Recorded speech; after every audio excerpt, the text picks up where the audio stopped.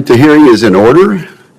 We completed a productive classified session down in the SCIF, and now we will begin the public portion of this hearing. I welcome back Secretary Hegseth, General Caine, and our acting controller, Mr. Jay Hurst.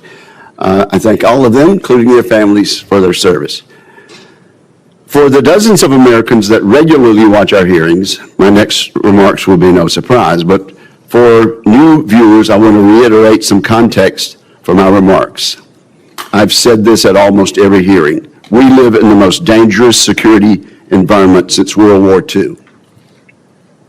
Every uniformed officer who has come before this committee has agreed with that statement. First and foremost, we're locked in a competition with Xi Jinping and the Chinese Communist Party. The competition is high stakes, and it is about whether this will be an American-led century or a century defined by authoritarian, autocratic regimes that care little for the needs of their citizens or those in neighboring countries. The Chinese Communist Party has accelerated its historic military buildup and its predatory economic practices against Americans and countries the world over. Xi Jinping leads not only China, but also an axis of aggressors. This growing alliance cannot be denied. It includes China, Russia, Iran, and North Korea. They're united around this goal, to oppose America's interests and the interests of other like-minded democratic countries across the globe. Vladimir Putin's war of choice in Ukraine has now entered its 5th year. In Putin's objectives, we hear echoes of the imperialistic ambitions of World War II's aggressors, including Adolf Hitler. Vladimir Putin has suffered 1.2 million casualties and failed miserably in his military objectives. Along the way, he has transformed Russia's economy into one fueled by war, raising the prospect of an even more aggressive Moscow for the foreseeable future. Most of Iran's leaders are now deceased, but they and those who survived them have consistently sought violence against America, Israel, our Gulf allies, and the Iranian people. We saw this during the October 7th massacre, during their continued support for Hezbollah and Hamas, and in their desire to engage in nuclear blackmail. Iran's ayatollahs have consistently represented a threat to American interest. Kim Jong-un has joined Mr. Putin's war of aggression. He continues a military and nuclear buildup that threatens South Korea, Japan, and the United States. Ties have never been closer among these four dictators, among these four dictatorships. They support each other's aggressive endeavors, they prop each other up financially, and they scheme to undermine America's objectives. We should expect them to continue this behavior. This context plays out across every dimension of national power, the economy, technology, diplomacy, and more. But today we're here to talk about the military dimension of this competition. These regimes have regularly tried to take by force what they cannot secure through the political process. For that reason, we must be ready to deter conflicts and, if necessary, to win them. President Trump has used the U.S. military appropriately and effectively for American interests.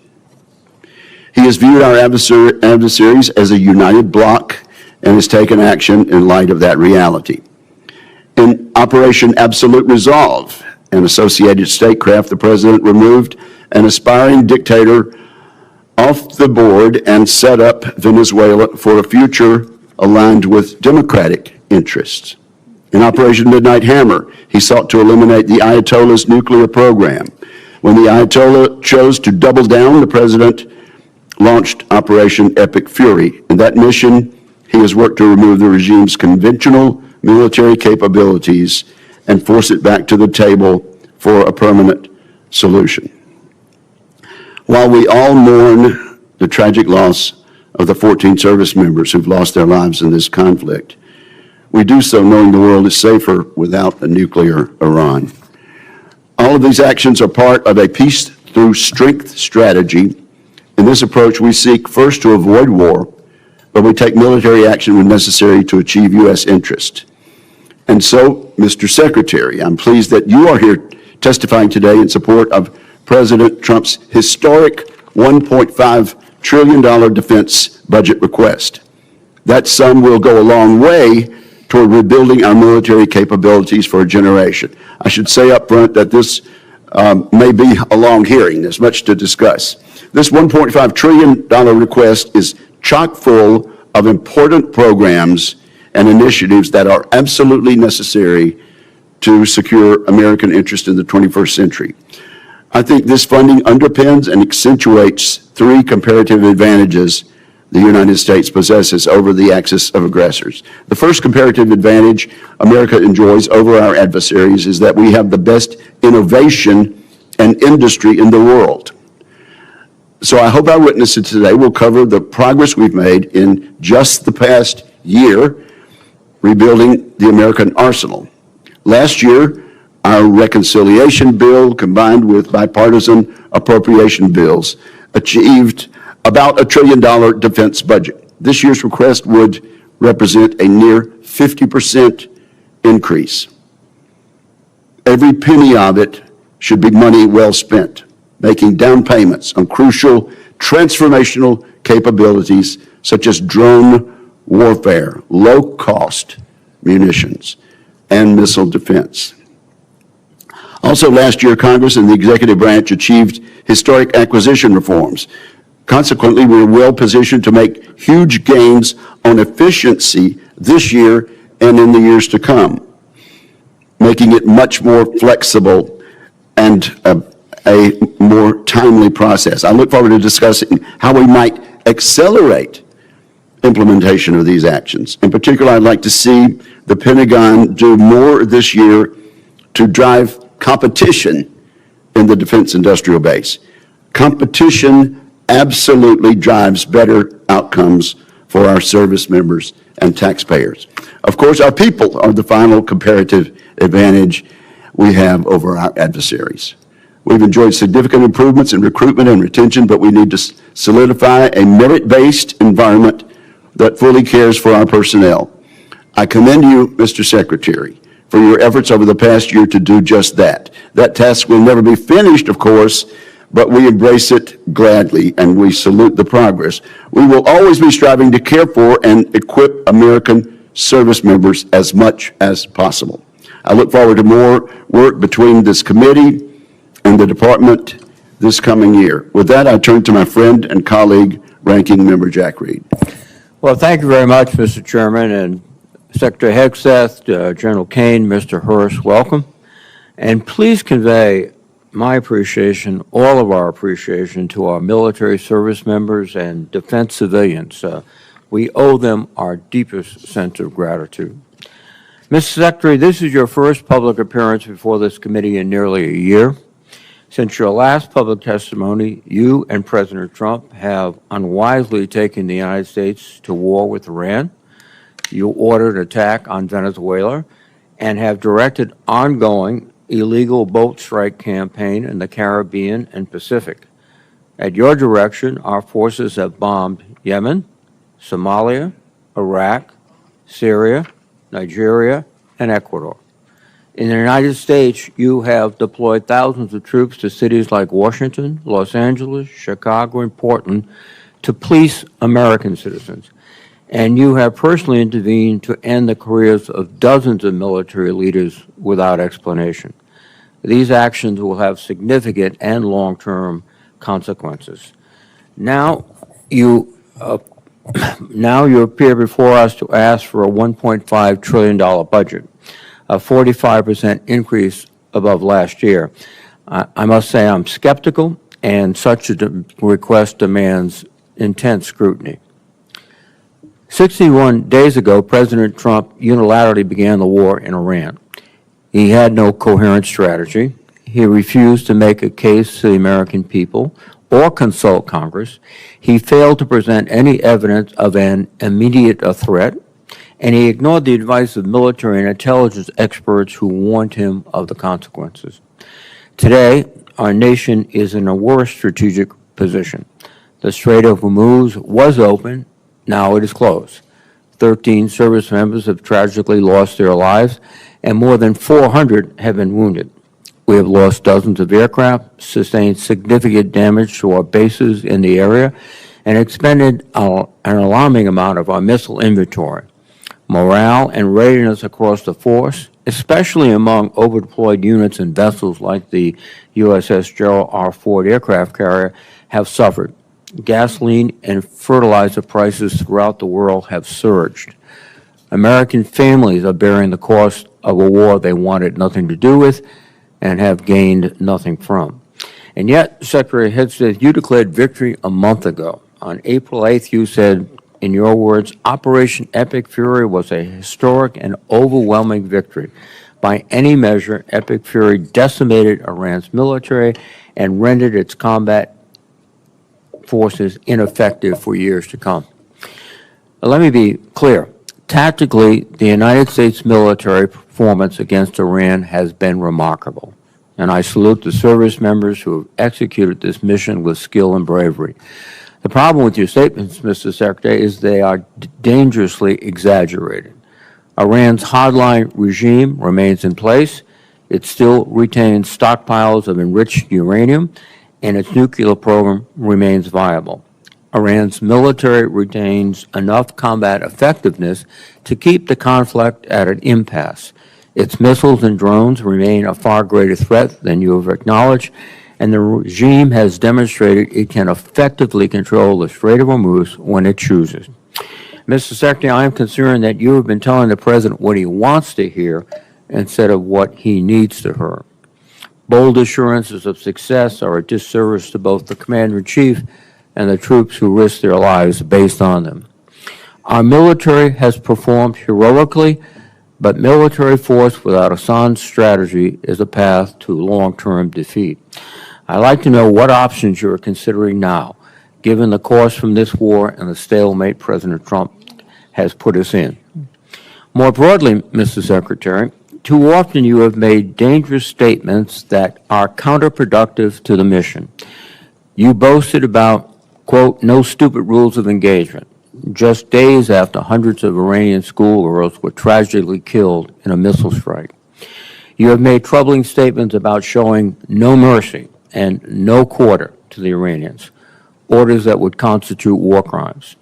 As importantly, while our men and women are fighting and dying overseas, you have focused unduly on your own personal agenda. In the past 2 months alone, you have taken upon yourself to overhaul the chaplain corps, cancel flu vaccine requirements, repeal firearm restrictions on military posts, and bar service members from attending certain universities. Just this week, you brought performer Kid Rock to an Army base to go for a joyride in an Apache helicopter after dismissing an earlier investigation into the pilots who recklessly chose to hover above his home. That runs directly counter to the chain of command and maintaining good order and discipline. Most disturbingly, during your tenure, you have fired dozens of our most senior military leaders and personally intervened to block the promotions of many others. That is a betrayal of the merit-based system that forms the foundation of our military. You are hollowing out the military's bench of experienced and highest performing senior officers while making young officers wonder if they should continue to serve. My colleagues and I have heard from countless service members throughout the ranks, many of whom will be watching right now, who are confused and disturbed by your actions. Hopefully you can explain them today.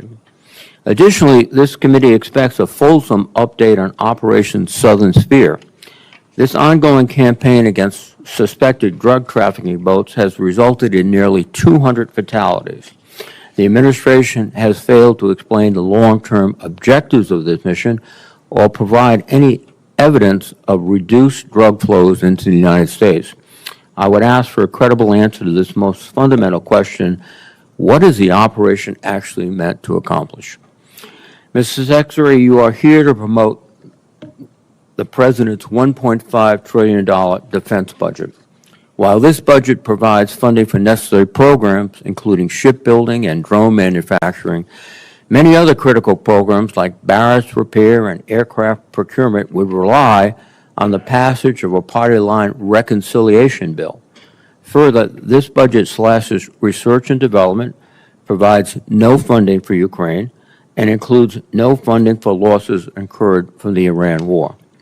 Yesterday, Mr. Hurst testified that Operation Epic Fury has cost $25 billion.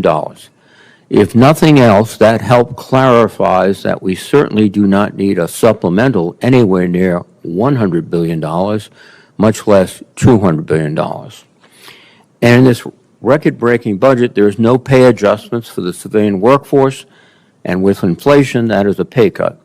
After a year of DOGE layoffs and a hiring freeze across the department, this is an insult to the 800,000 men and women who support our warfighters every day. I cannot imagine a faster way to erode readiness and distract from our abilities to deter our adversaries. Ultimately, Mr. Secretary, I believe you are causing lasting harm to the military. Like many members of this committee, I had the opportunity and the privilege to serve in the military. And every officer knows they are duty-bound to give their best professional advice, even if it is not what their superiors want to hear. Because when leaders fear to speak honestly, people die, missions fail, wars are lost. The American people's trust in our military took 250 years to build. You are dismantling it in a fraction of that time. And trust, once long, can take generations to rebuild. Mr. Secretary, today I hope you'll take a step forward toward rebuilding the trust that has been lost. Thank you, Mr. Chairman. Mr. Secretary, you are now recognized for your opening statement, sir. Well, Mr. Chairman, Ranking Member Reed, Senators, thank you for the opportunity to testify in support of President Trump's historic, as you said, Mr. Chairman, $1.5 trillion fiscal year 2027 budget for the Department of War. The President's budget request reflects the urgency of the moment, addressing both the deferment of long-standing problems as well as positioning our forces for the current and future fights. I'm honored to appear alongside General Dan Caine, Chairman of the Joint Chiefs of Staff, and Jay Hurst, our Chief Financial Officer and Comptroller. I'd like to start by thanking this committee and Congress for your partnership in securing the investments needed for a stronger, prouder, and more secure military. Your focus on acquisitions, your focus on efficiency are the reflection in our department as well and in this budget. A nation's ability to build, to innovate, and to support the critical needs of its warfighters at speed and at scale is the foundation upon which its deterrence and survival rests. However, upon taking office on January 20th, 2025, President Trump inherited a defense industrial base that had been hollowed out by years of America Last policies, resulting in a diminished capacity to project strength. Under the previous administration, we were offshoring, outsourcing, beset by cost overruns and degraded capabilities. But under the leadership of President Trump, our builder-in-chief, we are reversing this systemic decay and putting our defense industrial base back on a wartime footing. Urgency informs everything we do. We're rebuilding a military that the American people can be proud of, one that instills nothing less than unrelenting fear in our adversaries and inspires historic morale and recruiting in its ranks. We fight to win in every scenario. The $1.5 trillion budget put forward by the President will build upon a previous $1 trillion FY26 top line and will continue to reverse the 4 years of underinvestment and mismanagement of the Biden administration. The $1.5 trillion budget will ensure that the United States continues to maintain the world's most powerful and capable military as we grapple with a complex threat environment across multiple theaters. Not to mention, the budget also includes a historic troop pay increase, 7% for junior enlisted, and the budget eliminates all poor or failing barracks. Quality of life for our troops is front and center in this budget. By supercharging our defense industrial capacity and transforming how the department does business, we are restoring American commercial dominance at a pace unseen in generations, transforming the defense industrial base from the broken, slow-moving systems of the past. We have flipped the Pentagon acquisition process from a bureaucratic model to a business model, decisively moving from an acquisitions environment paralyzed by bureaucratic red tape into an outcomes-driven organization focused on delivering the most for taxpayer dollars. Over the past year, through historic multi-year procurement agreements that this committee supported, we've cut smart business deals that have sent unambiguous demand signals to industry to build more and build faster. The result has been a surge, a revitalization of our great American factories and a massive reinvestment in the skilled American workers who serve as the industrial muscle behind our warriors. You're a war criminal. You should be arrested. What you're doing is despicable. The American people do not want to go to this war. We don't want to fight a war for any people. This is not the status. Further interruptions of our hearing will be treated in like manner. We appreciate the First Amendment rights of Americans to express themselves, but disruption of this hearing will not be tolerated. So, Mr. Secretary, you may continue.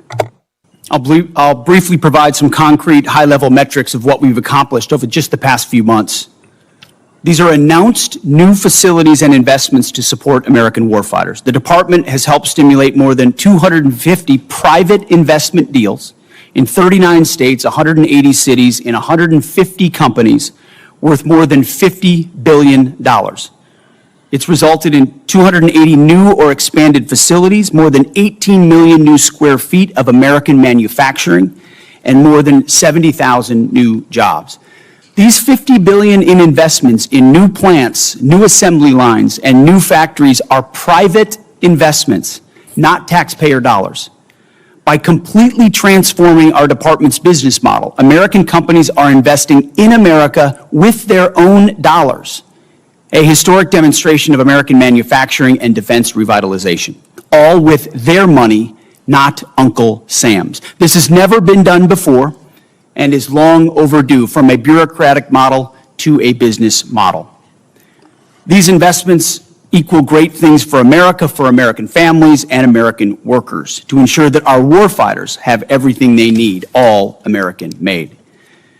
Together with the help of the policy updates and appropriations passed by Congress, President Trump's War Department has begun to turn the lights back on in our manufacturing towns across this country, forging a lethal arsenal of freedom.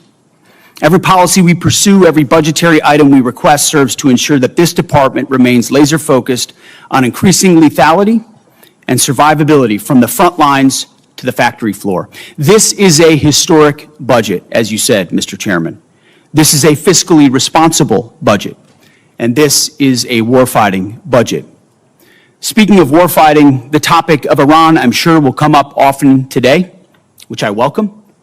I look forward to sharing the incredible success of our military effort achieved in a matter of weeks.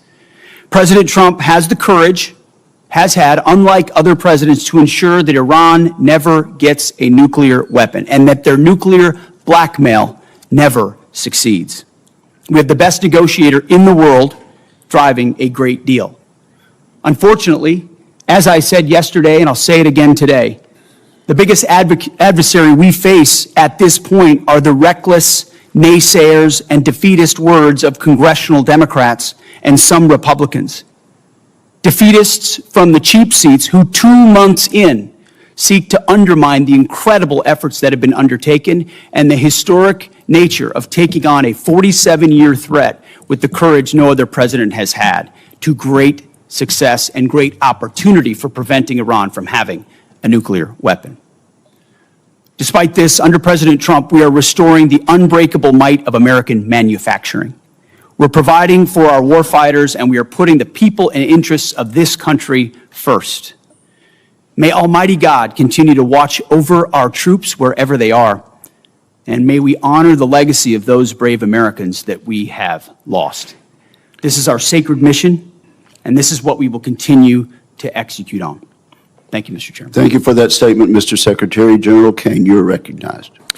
Thank you, Chairman Wicker, Ranking Member Reed, members of the committee, and your staff, who we never get to say thanks to. Thanks for having me today. I'm honored to be here alongside the Honorable Pete Hegseth and the Honorable Jay Hurst to testify on the President's fiscal 2027 budget. I'm grateful for the opportunity to testify today, and I'm thankful for your continued partnership and support of our warfighters defending the homeland and our interests around the world. It's a privilege to speak with you today about the foundation of America's strength, the 2.8 million members of our joint force. And I am continually inspired by the soldiers, sailors, airmen, Marines, Guardians, Coast Guardsmen, and civilians standing the watch for the nation, supported always by their families. They could have chosen a much easier path, any other path, but they volunteered for a life of purpose and passion and service. And every single day they rise to meet the nation's challenges, from combat operations to critical support roles, with the courage, tenacity, and grit that keeps our nation strong and secure. I would also like to express my deep gratitude for the 39 members of the Joint Force who've passed in operations, combat, and training during my time as the chairman, and specifically highlight the 14 who've passed in Operation Epic Fury. The Secretary and I are deeply grateful for each of them and their families, and their names will never be forgotten. As the chairman, my duty is to ensure our civilian leadership has a comprehensive range of military options and the associated risks required to make the nation's hardest and most complex decisions. I owe the President, the Secretary, and the Congress the truth at every turn. And my blueprint for this role has always been that of General George C. Marshall. His firm commitment to civilian control and a nonpartisan military remains my constant standard. And I strive to emulate his candor, delivering the facts leaders need to hear, not always what they want to hear. And once a decision is made, executing it with the absolute dedication while keeping the joint force precisely where it should be. That's the demand of our profession. As I sit before you today representing our incredible joint force, I want to emphasize my commitment to this committee and to the Congress. I will always follow General Marshall's steadfast example by providing clear and candid nonpartisan military advice, working together to ensure the military remains squarely focused on one thing: being prepared to deter and, if called upon, fight and win our nation's war. And that is our mission. America's joint force is operational at its core, purpose-built for the realities in a complex world. We're organized, trained, and equipped to execute the most demanding missions across the globe with unrivaled precision. And over the past year, our warfighters have consistently demonstrated exactly what it means to be the most capable and most professional force on earth. Our shared goal is to ensure the joint force sustains the strategic initiative and advantage and ability to project power to respond to the global challenges on our nation's terms. During Operation Rough Rider, Midnight Hammer, Southern Spear, Absolute Resolve, and Epic Fury, the joint force executed globally integrated missions alongside our interagency and international partners. And once our leaders made a decision, our forces demonstrated the unmatched ability to seamlessly synchronize actions and activities from the seabed to cislunar space. We're able to accomplish these complex things that we are asked to do because we draw from a deep reservoir of training, professionalism, and commitment. Our operational tempo is high, but we're designed to sustain it, rebuilding readiness every day, training professionals every day, and sharpening our edge every day. And I am incredibly proud of this joint force team and the leaders at every echelon who command it. As the chairman said, we are living in a complex environment. Today, I look forward to discussing how we can sustain America's military advantage. And I know this committee recognizes the challenges and the urgency in the environment that we face.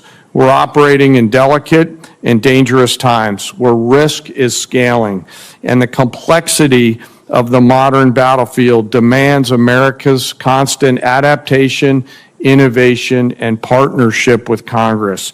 As a joint force, we're up to the challenge. We're built for this environment. However, our continued success is not guaranteed by our past achievements. We must continue to be forward-looking and innovate together with the Congress. To drive the pace of change and maintain our superiority requires timely, predictable, and sustained investment. And the resources we're going to discuss today are critical to modernizing the joint force and ensuring whatever threats might emerge, we are prepared to defeat them, to protect our interests and defend the nation and win. This President's budget for 2027 supports the Secretary and the Department's goal of reinvigorating, recharging the defense industrial base and the national industrial base, enhancing our readiness and securing our military advantage to ensure that our warfighters are properly armed, globally integrated, and ready while always taking care of our people. And that is what truly sets America's joint force apart from each other, especially the 1.8 million members, enlisted members of our joint force. It is them, the character, the competence of that force that transforms our capabilities into a decisive advantage. And our enlisted force is represented today by the senior enlisted advisor to the chairman, United States Navy Fleet Master Chief Dave Isom, sitting behind me, a teammate who I greatly appreciate and many of you on this committee know from his time in the Indo-Pacific. While we face dynamic and dangerous times, I have absolute trust and confidence in the extraordinary men and women within our joint force who every day execute the missions we ask them to quietly and with precision. And coupled with the American spirit to outthink, outcompete, and relentlessly innovate, we will maintain our decisive edge, but doing so requires your continued partnership. We stand ready today to answer the nation's call. I humbly ask that as we're here today in this hearing, we remember those deployed service members who are out there right now doing our nation's work. And may we always remember our fallen and never forget them or their families who continue to show us what courage looks like. Thank you for your enduring support, and I look forward to your questions. Thank you very much, General. We appreciate your service. Let's jump right in. Secretary Hegseth, let's talk about the money from Reconciliation 1.0 last year. There have been some complaints about the speed, but not everything we hear is actually accurate. How much of the $154 billion from Reconciliation has the Pentagon put on contract? My understanding, Mr. Chairman, first I'd like to say what an important vehicle Reconciliation was for us and how it gave us a chance coming out of FY25 to advance the President's priorities, whether it's drone dominance, Golden Dome for America, shipbuilding, the defense industrial base. It was a critical vehicle for us. The number you're looking for is about, what I'm looking at, about $26 billion right now. But we've got the floodgates about to open and apply to those priorities. Okay, so unfortunately, you're starting a bit late through no fault of your own because the money was not sent timely by the Office of Management and Budget to the department until last month. That's over and done with, but it should be mentioned. Mr. Secretary, where are we on the obligation rates as far as a normal appropriation bill? Are we a little behind, a little ahead, or what? I would say probably a little bit behind as it pertains to Reconciliation, but part of that is, as you know, this is a new funding vehicle for the department, and twofold. One, you got to make sure you do it right and do it in a fiscally responsible way in conjunction with the Congress to ensure that we meet congressional intent, but also that we've been using it to energize our ability to exercise new pathways, to get at problems in different and more dynamic ways that don't get stovepiped or stuck in the bureaucracy. So yes, there's been some delays, but ultimately I think it's all goodness on the other side. given the new nature of this funding vehicle. Right, yes, well, and things have been done differently, and we appreciate that. But, Mr. Secretary, will you commit to us that you'll keep the committee informed frequently of your efforts to get all this money out the door so our industrial base can start building as you have described in this new flexibility that we provided them? Absolutely. And you mentioned a few things in reconciliation that you think have been game changers. I don't think we've talked enough about some of the game changers. For years, we failed to take action on rebuilding America's drone industrial base and critical mineral supply chains. After last reconciliation bill and the National Defense Authorization Act, we're in a very different position on drones and critical mineral supply chains, are we not? Very much so. Mineral supply chains, drones, we went from JIATA 401 to an autonomous warfare group. We're looking at the concept of a sub-unified command, and you're looking at $54 billion in the FY27 budget dedicated to drone dominance, UAS, counter-UAS, ensuring we can scale not just exquisite drones, but also the attritable ones that are proliferating on the battlefield today. We need to be ahead. Are there any other initiatives from last year's bill that you want to point out? And you only have a minute and a half. The investment in Golden Dome for America, Right. the ability to get running on that, and we are on schedule to deliver capabilities inside this administration. Minerals and shoring up supply chains on minerals. The Office of Strategic Capital, which its ability to loan gives 10x to new entrants into the department, the opportunity to fund things that wouldn't normally meet the threshold for the department, but give them the running room to invest in those capabilities, and we've already seen fruit from that as well. And briefly, General Caine, there's no question that Vladimir Putin's Russia is taking serious action to undermine our efforts for success in Iran. Is there any question about that? Senator, I think there's actions and activities that are mindful of the hearing room we're in, but there's definitely some action there. Thank you very much. Senator Reid, you're recognized. Thank you very much, Mr. Chairman. Mr. Secretary, you recently fired the Army Chief of Staff, General Randy George, who's one of the most distinguished and decorated officers of this generation. General George's nomination came before us. We reviewed it thoroughly, and we concurred. Why did you fire General George? Well, as I did then, and I'll say now, we thank General George for his service. And out of respect to him and other officers, we never talk about the nature of why certain officers are asked to step down. But we all serve at the pleasure of the President. And ultimately, my view in coming into this department, as I stated in my confirmation hearing, was to change the culture of the department. And it's ultimately challenging to change the department, the culture of a department with the same people who are a part of or in that department. So I have made many changes with general officers.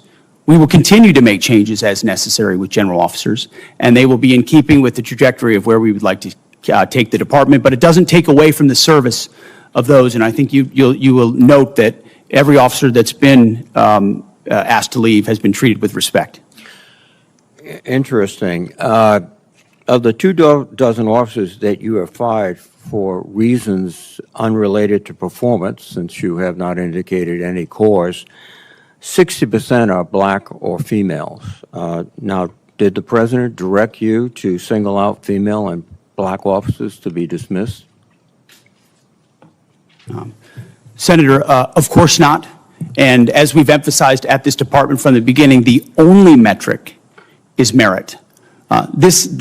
Members on this committee and the previous leadership of this department were focused on social engineering, race and gender in ways that we think were unhealthy for the department, focusing on those things, making decisions based on those things. Okay. In President Trump's War Department, we make decisions based on only one thing, merit. And that's how we've made decisions going forward. That's how we've made them, and that's how we'll make them going forward. Well, let me go back to General George. What did he fail in terms of his lack of merit to continue serving? as I've said, I don't talk about the nature of dismissal No, out of you respect use for these that as an officers. excuse, and then But you ultimately, don't we talk want to about take the department in a particular direction, certain services in a particular direction, and we want leadership that's running as fast in that direction as possible. And in some cases, we make changes accordingly, but do so out of respect to those officers. Well, I think that direction from your behavior is an intense interest in Christianity, in nationalism, and in not recognizing the talents of women and non-white gentlemen, and that's the wrong direction. I don't know what you're insinuating, Senator, but I am not ashamed of my faith in Jesus Christ. No, I'm not. You shouldn't be And ashamed. if you want to shame me for it, go ahead. I'm not shaming you, but are you critical of other faiths?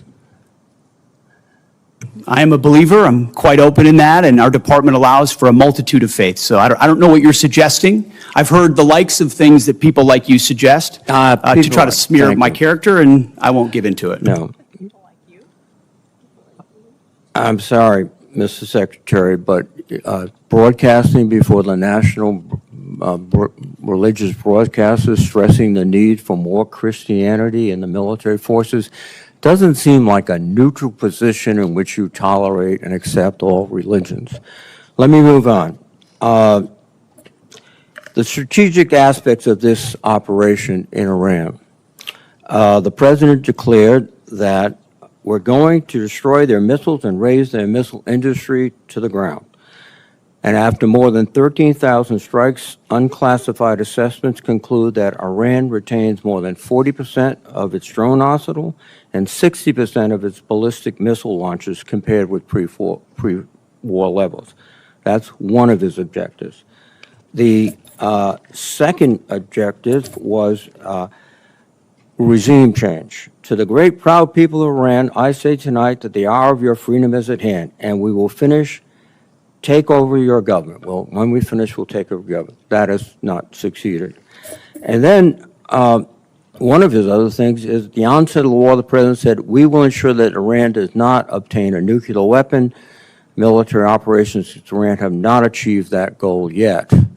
And it also seems to indicate that his pronouncements about Operation Midnight Hammer obliterating the nuclear policy and structure of the Iranians was false. So you have not achieved any of the objectives yet that has the president mentioned.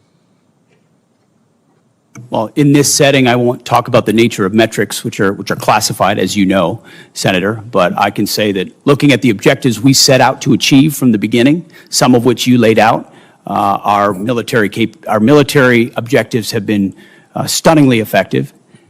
Take, for example, their defense industrial base. They're completely incapable at scale at any level of reconstituting the capabilities you referred to, which is a devastating result for any country, especially one whose ambitions are as wide as Iran's. So we've put the president in a very strong position to ensure Iran never gets a nuclear weapon. That's the takeaway that's been underneath every single aspect of this. For 47 years, Iran's trying to blackmail its way to a nuclear weapon. They were closer than ever before because of bad deals under previous administration. President Trump was willing to do something about it and not allow their conventional missile shield. That's the North Korea strategy. That's, to be clear, what Iran was pursuing. Hiding their nuclear ambitions, revealing them over time, and then building a conventional shield of missiles so powerful that no country would challenge them for fear of what would happen if they unleashed that arsenal. Weakened after the 12-day war and Midnight Hammer, which did obliterate their sites, President Trump saw an opportunity because their ambitions continued to ensure that umbrella of nuclear blackmail did not allow them to get to a nuclear weapon. And the world is safer because of his bold and historic choice. Mr. Secretary, I think that's rhetorical but not factual. Thank you. Thank you, Senator Reid. Mr. Secretary, Mr. Hurst, General Caine, welcome. Over the last several months, I've worked closely with some of the new direct reporting program managers, and I've been encouraged by how they're approaching the department's most complex acquisition systems. General White's pulled forward the next milestone for the Sentinel program by at least 6 months. General Gutlein has completed the initial blueprint for the Golden Dome architecture and is beginning to build it out. For years, this committee has known that we must improve our ability to defend our homeland against a wider variety of threats. And we finally have a partner with the full backing of the department to lead the charge. Mr. Secretary, what's the advantage of this new type of program management structure?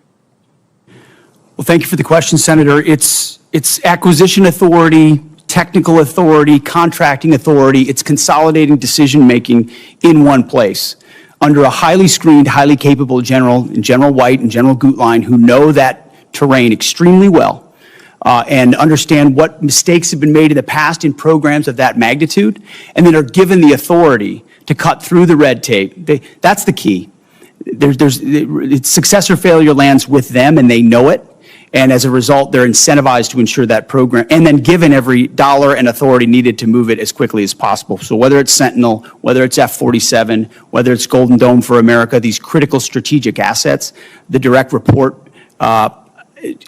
construct, along with Deputy Secretary Feinberg, who is a national treasure, and is changing the way we do business at this department, is giving us a chance to ensure these critical systems are delivered. Thank you. And General Caine, can you give us your thoughts on why the Golden Dome why they must receive that requested $17 billion in funding for the fiscal year 27? Well, Senator, it's as you know, it's an essential part of our Homeland Security layered defense, and as General Gutlein begins to do the work that you're asking about, and frankly helping to advance, the insurance around that down payment, charging the defense industrial base with those capital allocations will allow them to get after it much, much quicker. We appreciate the help. And if there's a delay in that funding? Well, I hopefully there won't be, Senator, because we've got a leader on that account 24/7, 365. But if we do, we'll always, of course, come back and talk to the Congress, but also figure out what has to be true to help that constraint get removed in that production system. And that's really what we're asking these leaders to do, is to be able to get past the theory of constraints. Okay, thank you. Secretary Hegseth, I agree with your statement on nuclear deterrence when you said nothing else matters if we don't get this right, so we will. We need a modernized nuclear triad and NC3 architecture that can credibly deter multiple adversaries instead of an insufficient nuclear force structure based on fundamentally flawed assumptions made 16 years ago. Our presidents must also have a more diverse set of options so that they can effectively manage more complex nuclear escalation dynamics. So, Mr. Secretary, how does this budget request achieve those objectives? Well, thank you for your leadership on this issue for a very long time.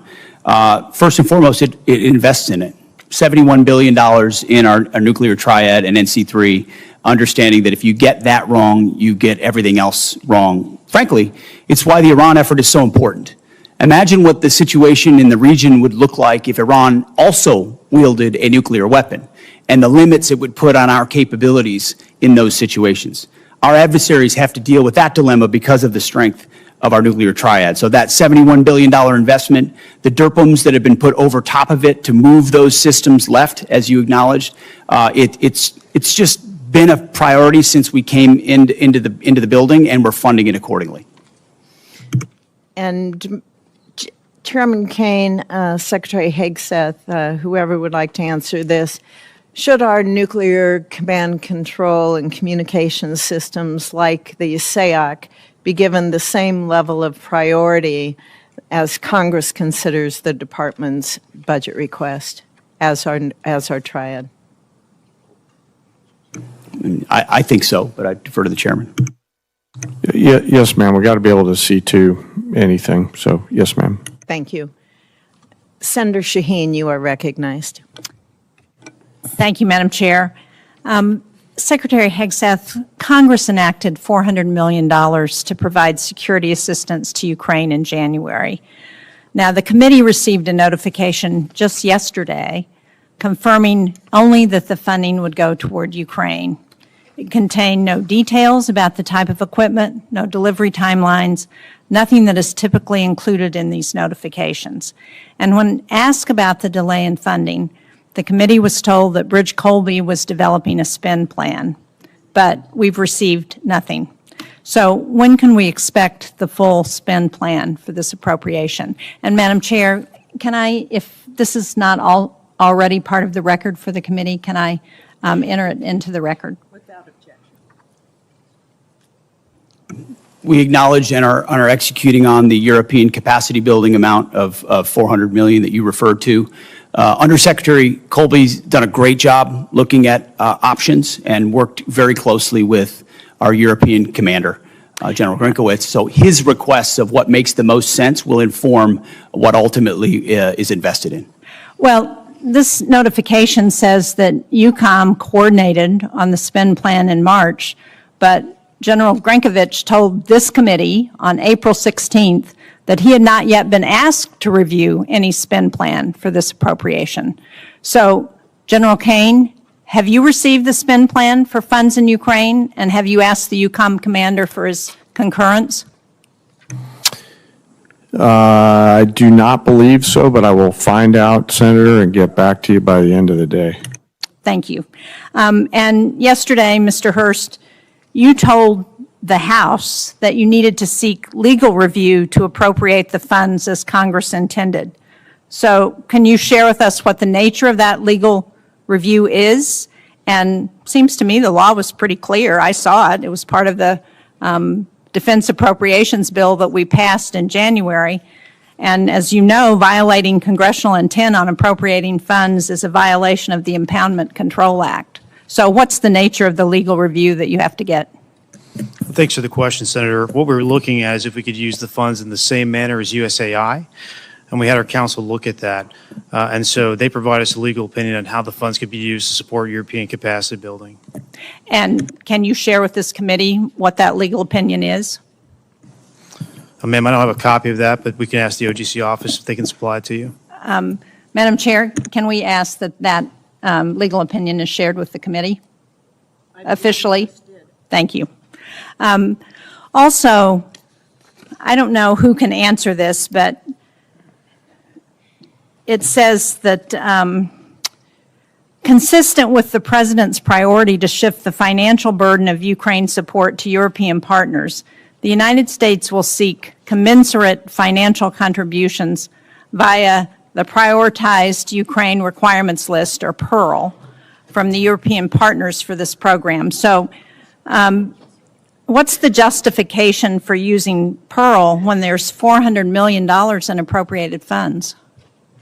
Can somebody answer? PEARL is a reflection of the President's priority and the belief that any weapons that are supplied are paid for by European partners and used as they see fit, whether it's Ukraine or somewhere else. But that was not the intent of Congress in providing that $400 million. As I understand the PEARL program, the Europeans purchase those weapons from the United States and they pay for them. But this appropriation was $400 million that Congress expected to be provided to Ukraine, not paid for by the Europeans, but provided from the United States to support Ukraine. So again, I don't understand what the justification is for using PEARL when that's not the intent that Congress provided. We're following the intent of European capacity building, but at the same time recognizing that wherever PEARL can be utilized so that the Europeans contribute to that fight, per the burden sharing approach that this President takes, is important. Congressional intent.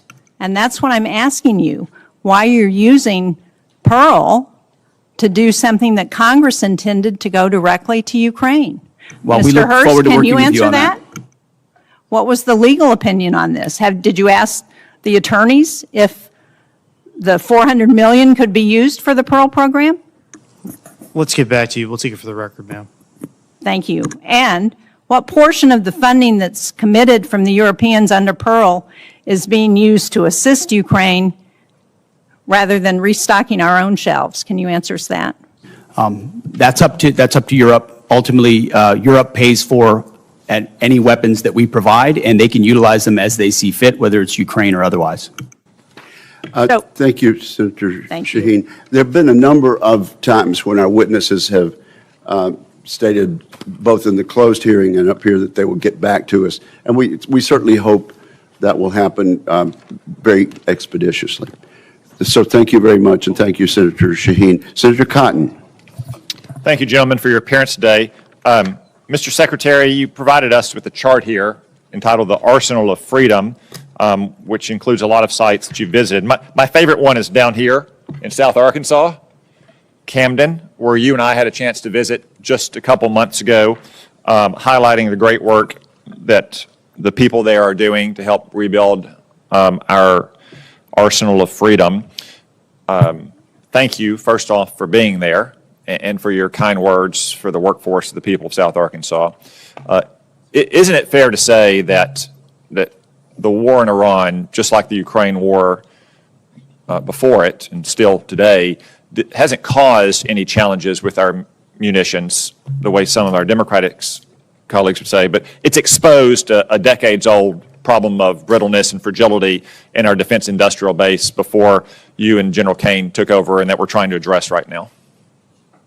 In many ways, that's precisely what we're trying to address. We also have a situation where President Trump rebuilt our military in the first term, and a lot of those munitions and a lot of those capabilities were sent to Ukraine under the previous administration, to the point where when we ask our commanders or when we look at O plans, the answer often is that was sent to Ukraine. So the recognition of those two things has, as the President gave us a charge from day one, to rebuild the arsenal of freedom, to fast forward, not to provide a little bit more of each thing, but 2x, 3x, 4x the number of exquisite munitions that we need. The expenditures that we've seen under this administration, we can account for them, and we ensure that other O plans and elsewhere are well taken care of. So on the munitions front, we're in really good shape, but we need to accelerate, and that's exactly what we're doing. And I think that's an important point you make, is that we're not just trying to fill a hole that was created by epic fury or by support for Ukraine. We're going to fill that and then go much beyond that for our needs in the future. So we're never caught where we were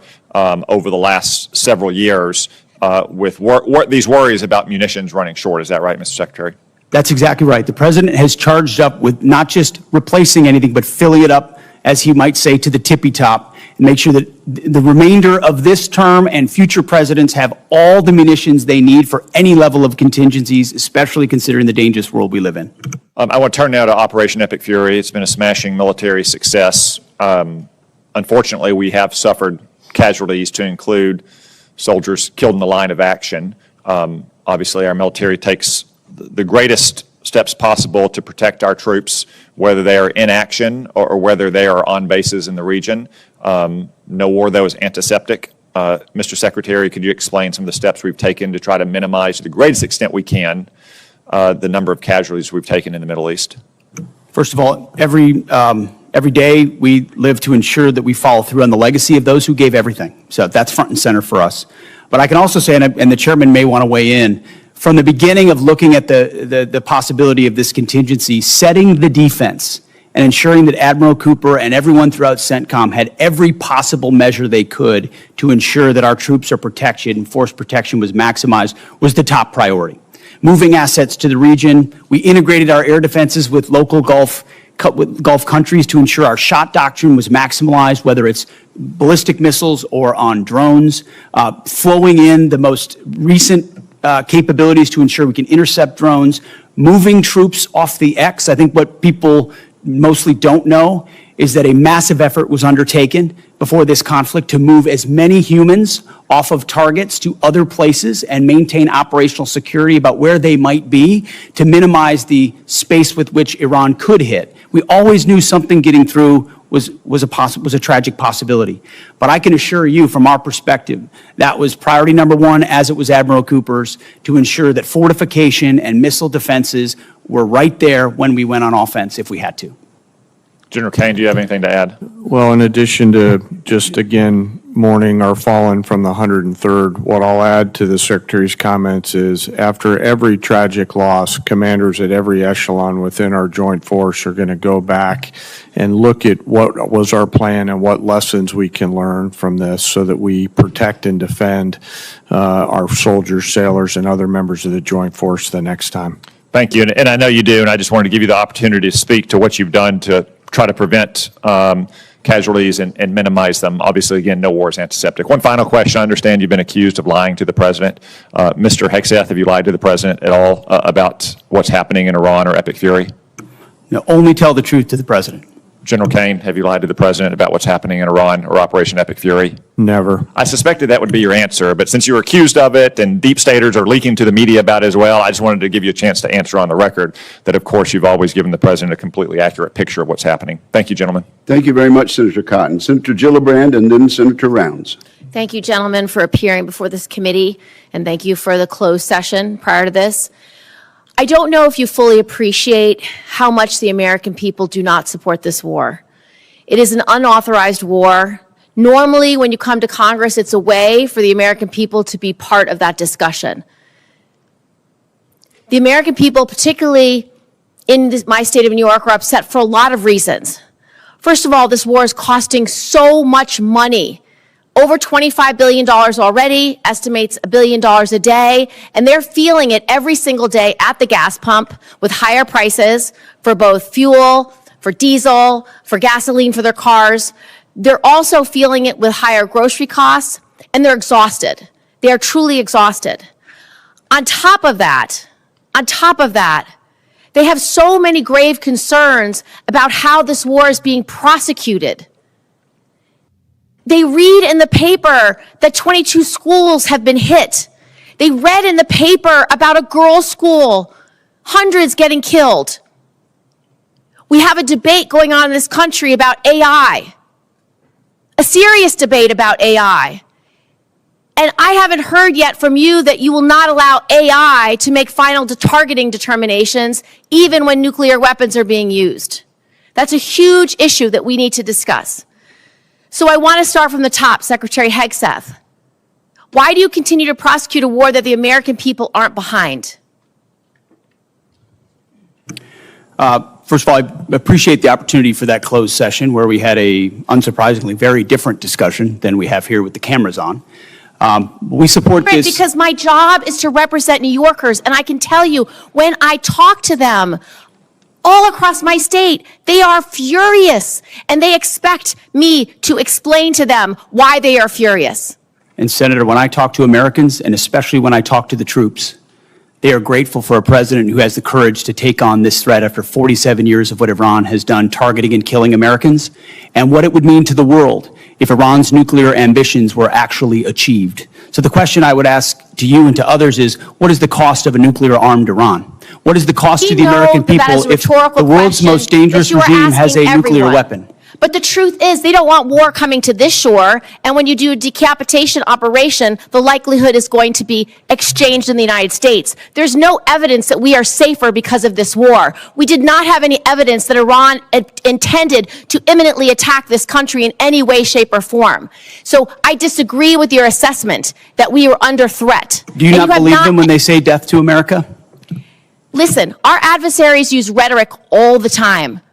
What I'm concerned about is we are not safer, and I would just like to know why you have not sought the support of the American people, and 3 out of 5 Americans are against this war today. I believe we do have the support of the American people, and we have briefed regularly what this mission looks like and why it's critically important that we undertake it. And I would remind you and this group that we're 2 months in to an effort. And many congressional Democrats, as I pointed out, want to declare defeat 2 months in.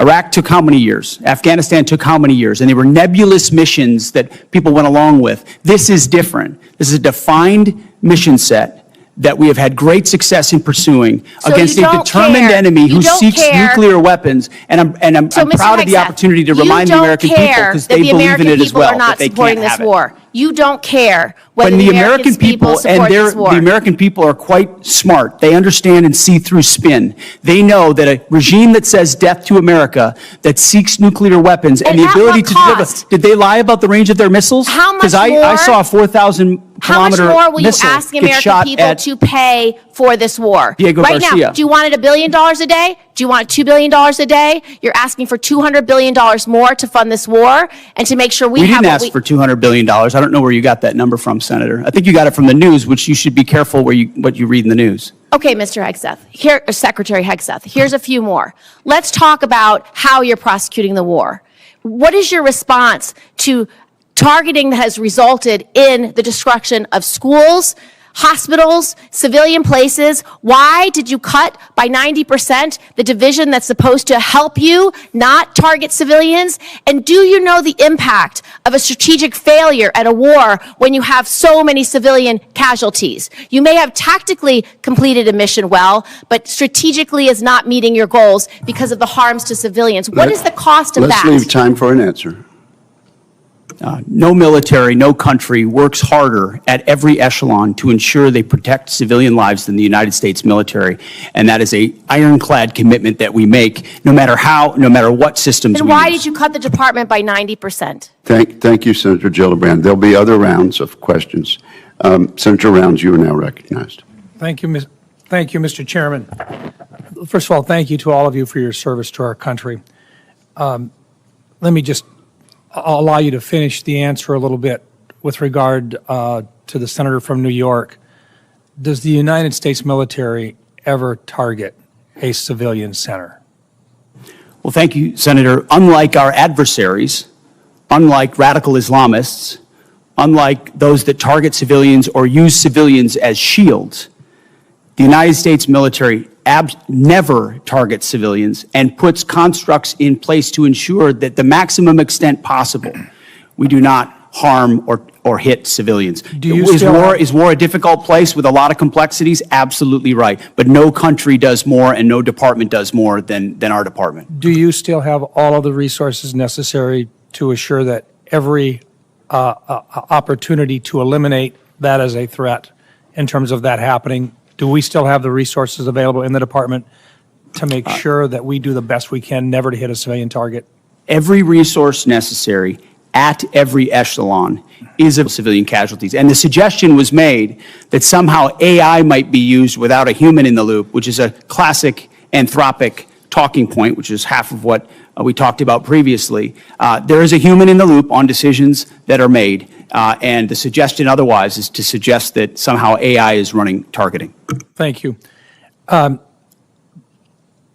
Right now, part of what we're also talking about is not just are we engaged right now in terms of trying to eliminate the threat from Iran in terms of being a nuclear-armed country, but we've also got staring with us as well the fact that we have an ongoing principal threat with regard to a pacing threat with China.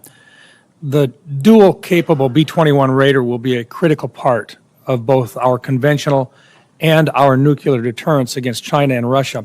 As you know, the Air Force's program of record includes plans to procure 100 B-21s, but many national security experts and leaders, including STRATCOM Commander Admiral Correll and INDOPACOM Commander Admiral Paparo, are calling for a greater number of B-21s. Admiral Paparo testified here last week that he would favor buying 200 B-21s.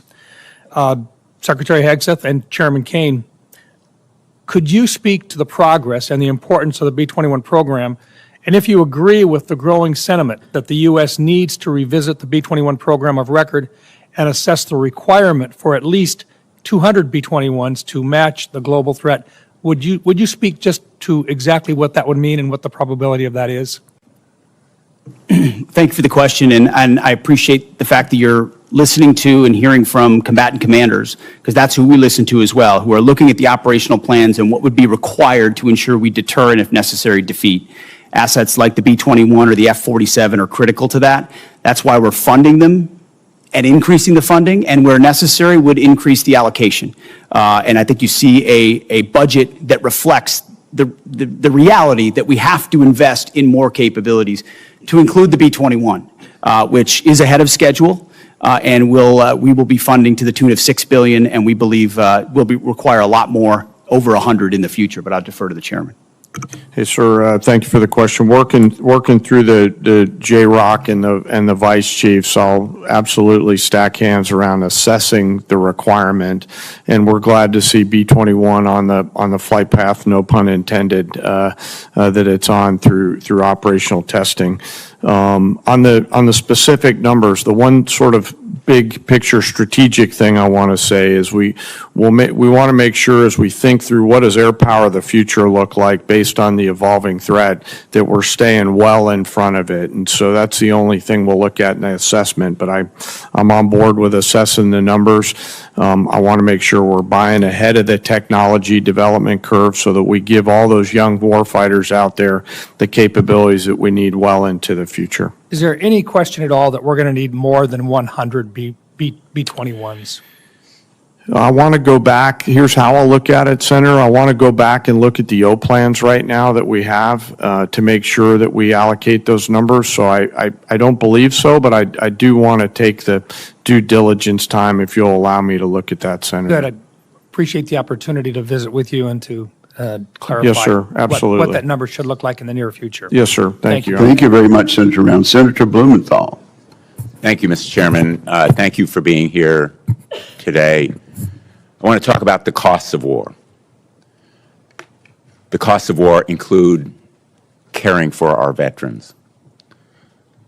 We've had an estimate from Mr. Hurst yesterday that the cost to date in dollars for this war has been $25 billion, which I believe is well below the actual cost based on everything that I've heard, everything available to us in various kinds of settings, and I'm going to ask for a more accurate assessment. But we also know that about 400 service members have been wounded as a result of this war. When they retire, when they come home, their retirement pay will be docked dollar for dollar for every disability benefit dollar they receive. Secretary Hegseth, I'd like your commitment that you will support the Major Richard Starr Act that will eliminate this wounded warrior tax. I'm sure you're familiar with it. Tens of thousands of servicemen and women now are reduced in their retirement pay literally for every dollar of disability benefits they receive. Well, I appreciate your focus on this issue, and I will tell you you mentioned roughly 400 that have been injured. Thankfully, over 90% are returned to duty. But that doesn't mean they wouldn't have a residual challenge. And we're tracking that at point of injury to ensure that that is noted, even though they're returned to duty. But what I'd like is your commitment that you will support the Major Richard Starr. As I have said in the past to other organizations, we support the Richard Starr Act. Thank you. On the issue of cost, Mr. Hurst, does that $25 billion estimate include all of the costs in terms of damage to our bases, the need to replace planes and munitions, and the costs of injuries to our servicemen and women? Senator, so for the Milcon facilities replacement cost, that's probably the hardest thing to estimate right now because we don't know what our future posture is going to be or the future construction of those bases. Well, you owe it to us. You're here to ask for appropriations. Of course. And I would like a more accurate estimate of what has been done that will require replacement and renovation, as well as the other costs. And I think $25 billion is probably less than half, maybe less than a quarter of the total cost of war, which is the reason why the supplemental request is much higher. So I think you owe it to the American people to give us the straight talk about what the costs have been. Mr. Secretary, I know you have characterized this war as an astonishing military success, to use your words yesterday. But the American people aren't buying it. And I know you feel the American people are seeing through the abstruse stuff that is thrown at them, but one point is irrefutable, which is America never succeeds in war unless the American people are behind it. And if what you're seeing as success now is winning, I would hate to see what losing looks like, because none of the shifting and contradictory objectives of the war so far have been achieved. Likewise, let me ask you, yesterday, the President said that Ukraine has been, quote, militarily defeated. I assume you don't agree with that assessment. The negative nature in which you characterize the incredible and historic effort in Iran is part of the reason, Senator, why the American people view it the way they do. It's why I looked out at our press corps at the Pentagon and called them the Pharisees in the press. It's because they look for every problem. Well, I'm asking you about you look for Ukraine. every problem that Do you believe exists, Ukraine and you has been miss militarily defeated? you miss the I would plank. submit, based on my 9 trips to Ukraine, that is a false narrative that the President's We are buying 2 from months Vladimir into a Putin. I historic hope that military success in Iran, and will you want to call it a dispute it, defeat. And it's because defeatist Democrats it like is you the that people cloud the of mind of the Ukraine American who are people fighting and for their would otherwise survival, fully support fight no preventing help Iran from having a the nuclear weapon. Administration, and they are bravely fighting our fight.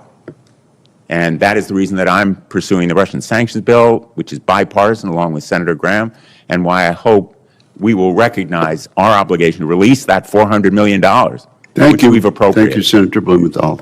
Senator Ernst. Thank you, Mr. Chair, and thank you, gentlemen, for being here today. Really do appreciate your time to be with us. Before I begin some of my questions, I do want to start with something personal, and both to you, Secretary Hegseth, and to the chairman, I want to thank you both for the time that you take to recognize our fallen and those that have given, of course, during this administration, given their all. You have traveled to Dover and have been there to greet those families and to welcome home the fallen. I've been there with you, and Iowa has been hit in particular very hard. We lost 2 of our Iowa National Guardsmen from the 2nd Brigade Combat Team, 34th Infantry Division. Secretary Hegseth, you know full well the 34th. But we also lost 6 members from the 103rd Sustainment Command Expeditionary based out of Des Moines, Iowa during this current conflict. And again, your presence there meant a lot to the families. It also meant a lot to me. So thank you very much for taking the time to do that. Secretary Hegseth, you and I have had many discussions over the course of many months now regarding general officer positions. And, you know, I believe that we were operating in good faith as we talked through a couple of those in particular, 2 Iowans, General Mingus and General Randy George. I was disappointed to see that their retirements were hastened over what I believed had been set out by you and the administration. So I just want to take the time to list out some of General Randy George's accomplishments as Army Chief of Staff. He pulled the Army out of its worst recruiting crisis since the Vietnam era, exceeding fiscal year 2024 recruiting goals and welcoming more than 61,000 new soldiers. Recruitment numbers that both you and the President talk a lot about, and rightfully so. He cut 5% of general officer positions, 12 positions that were deemed as non-essential in the Army, and he reduced the Army headquarters by 1,000 personnel. He co-authored the Army Transformation Initiative, which is a comprehensive response aligned with your directives, and he testified here in front of Congress and took a lot of heat defending that Army transformation. He was suddenly let go at the beginning of April 2026. General George's merits, which I firmly believe in, he enlisted at the age of 17. He is a West Point graduate. He had 4 combat deployments. He served in Desert Storm, Iraq, and Afghanistan. He had 38 years of honorable service. He achieved the greatest Army recruitment and modernization effort in a generation. So I want to thank him for his service, and I would like to enter into the record, Mr. Chair, the speeches that I did honoring General Randy A. George on his retirement and General James J. Mingus on his retirement as well. Without objection, they'll be admitted. Thank you very much. I'd like to talk a little bit about the audit, Mr. Secretary. I saw the video that you posted this week calling on the department to pass a clean audit, and thank you for doing that. It's something that we talked about during your confirmation hearing. Fiscal responsibility at the department has been a priority of mine for a very long time, and I think it's time that we build on that momentum. It's extremely important. And that's why I'm pushing for my Receipts Act in this year's NDAA. It's focused on improving financial traceability and accountability across the department. And if you could talk a little bit more about the efforts in making sure that we are being much more accountable to our taxpayers. What is that effort going to entail? When will we see a clean audit? As I said, Senator, thank you for your work on the audit. That has been a priority of our department from day one. And we put in place goals and benchmarks to get to FY28, get to 28 for a clean audit. The Joint Task Force audit, which we announced, was a reflection of even more capabilities we want to push forward and centralize authority to make sure it happens. Jay's been involved from the beginning. We also have a new IG. Who the new IG's focus, one of his focus points is precisely this, and he's prepared to work with us to ensure we reach it. So I think at every level and through this budget, it's a focus. Okay, thank you. We look forward to seeing a clean audit. Thank you, Mr. Chair. Thank you, Senator Ernst. Senator Hirono. Thank you, Mr. Chairman. Before I begin my questions, I'd like to take a moment to highlight the true costs of this war, both for the military and everyday Americans. And the true cost of the president's illegal war with Iran. And since the start of the war, 14 brave U.S. service members have been killed and more than 400 have been wounded. We've burned through over $25 billion in taxpayer money with no end in sight. And the fiscal year 27 budget request is a massive 42% increase from last year. Hundreds of critical munitions have been expended, and deployments have been extended, directly impacting service members' quality of life, military readiness, and our ability to deter our adversaries. The relationships with our allies, some of our closest allies and partners, have been fractured. And the closure of the Strait of Hormuz, which somehow caught the president by surprise, even though he had to have been warned, is directly contributing to the affordable crisis that Americans are facing. Energy costs are skyrocketing with the price of gas now at its highest level in almost 4 years. Instability has driven interest rates to its highest level since September of last year. The cost of fertilizer is spiking, which will have a direct impact on the cost of food. This illegal war is driving up costs, undermining readiness, and alienating our allies with neither a clear rationale for starting this war nor an exit strategy. And when the president was asked how long he'll let this war continue, he said, "Do not rush me." I have a question for General Caine relating to women serving in combat, and I'd like to hear your best military advice. Does the mere fact of women being in combat armed units lower standards or readiness if they meet the physical standards? Well, ma'am, the standards are set by the civilians. We have examples of women leading well across the joint force. I'll highlight some of our current commanders engaged in the fight in Epic Fury. Specifically, one of our bomb squadrons are led by an extraordinary female leader who's doing great work. And but those standards are set by. I'm sorry, I didn't mean to step on you. I think your answer is that in fact it does not lower standards of readiness.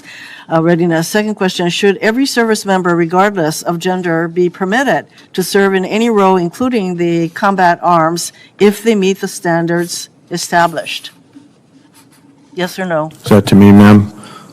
Over the last decade, since combat arms have been open to women, have you personally seen any instance where the standard resulted in a degradation in combat effectiveness? Apologies, I didn't hear your first question. People policies are all set by the civilian No, I'm leaders in asking the you government. personally Could in you this repeat the question again? I'm sorry, ma'am. Over the last decade, since combat arms have been open to women, have you personally seen any instance where the standard resulted in a degradation in combat effectiveness? Again, I'll highlight that the standards are set by our civilian leaders. Women continue to perform well across a range of MOSs and Your jobs and answer AFSCs that are out Our there. experience, no. I do need to get to a question for Secretary Hegseth. Prior to your nomination hearing, you said women shouldn't serve in combat armed units. At your confirmation hearing, you reversed course, and, and you basically said as long as the women meet the standards, they should be able to serve. But recently, you ordered a review of the effectiveness of women in combat roles, and I am concerned you are laying the groundwork to reverse the policy allowing women to serve in these units, because right now, current law, if you want to change this policy, current law requires you to submit a report to Congress justifying such a change. So did you order the review to support a potential decision to overturn the policy of having women in combat roles? We are laser focused on standards. The highest male standard for every combat arms position should be the standard. And 10 years into this, we are reviewing it, which is what the American people would expect. Also, there's nothing illegal about a war that defends the American people and prevents Iran from having a nuclear bomb. You didn't answer the question, because the reason that you're asking for this review, I think, has to do with your earlier position that you don't think women should serve in combat roles. So now we have this study, and I'd like to ask you, will you reveal the study to the public, to the American people? Will you make the study public? Will you make that study? Yes or no? We're doing the study for that very reason, to ensure that Make the real study science public. is applied to this question and not We social appreciate- engineering like the previous We administration. appreciate your assurance that that will be made public. Yeah, I think it's really Thank critical you. that this study be made. Thank you, ma'am. reviewed to the Senator public. Scott. Thank you. Well, first, thank each of you for being here. Secretary Hegseth, can you talk about, you've had the job for a little bit. What are you most proud of, and what are your biggest challenges? Well, I appreciate the question, and what I'm most proud of is the incredible men and women who serve in our nations in uniform, and what they are capable of when they're given a clear mission and unleashed to do it. And I think the best reflection of the success of President Trump and this War Department is the historic recruiting success and the historic morale amongst our ranks. I would encourage every member of this committee, Democrat or Republican, go into the formations. Go into the Air Force formations, the Army formations, the Marine Corps formations, and talk to corporals, talk to sergeants, talk to lieutenants, talk to captains, talk to colonels. And what you will find are men and women more inspired to serve in the military than they have been in a generation. And you see that in the young Americans who are rushing to recruiting stations at historic numbers, 30-year highs across the force. We're hitting our recruiting numbers halfway through the year. Why is that? Because the American people look at what we're doing at the War Department by getting back to basics, and they're attracted to that. Same with our retention rates, which are now merit-based. Our best sergeants, our best leaders are staying. That's exactly what we want. So we've made changes to change the environment. The renaming of the department to the War Department is not just a name. In fact, it's restoring it to the original name of the department set by George Washington. But it's an ethos as well. That warrior ethos lives inside the heart of each one of these men and women, and we're unleashing it. I'm proud of you name it, the border, the missions, yes, those are all incredible demonstrations of that, but it's the people and the urgency of Americans to want to be a part of it that is the best affirmation, Senator. Thank you. So we've talked about the importance of not relying on Chinese drugs for our military. Can you just talk about what you're doing to make sure that we don't continue to rely on China for anything, including our drugs? Oh, drugs. Yeah. Absolutely. We can't be dependent on China on anything that's critical to our supply chain, even if it's the national industrial base and not just the defense industrial base. And you've been a leader on that. This committee's been a leader on that. Onshoring, bringing manufacturing here, bringing critical capabilities here is central to the interagency and the NSC, but also our department.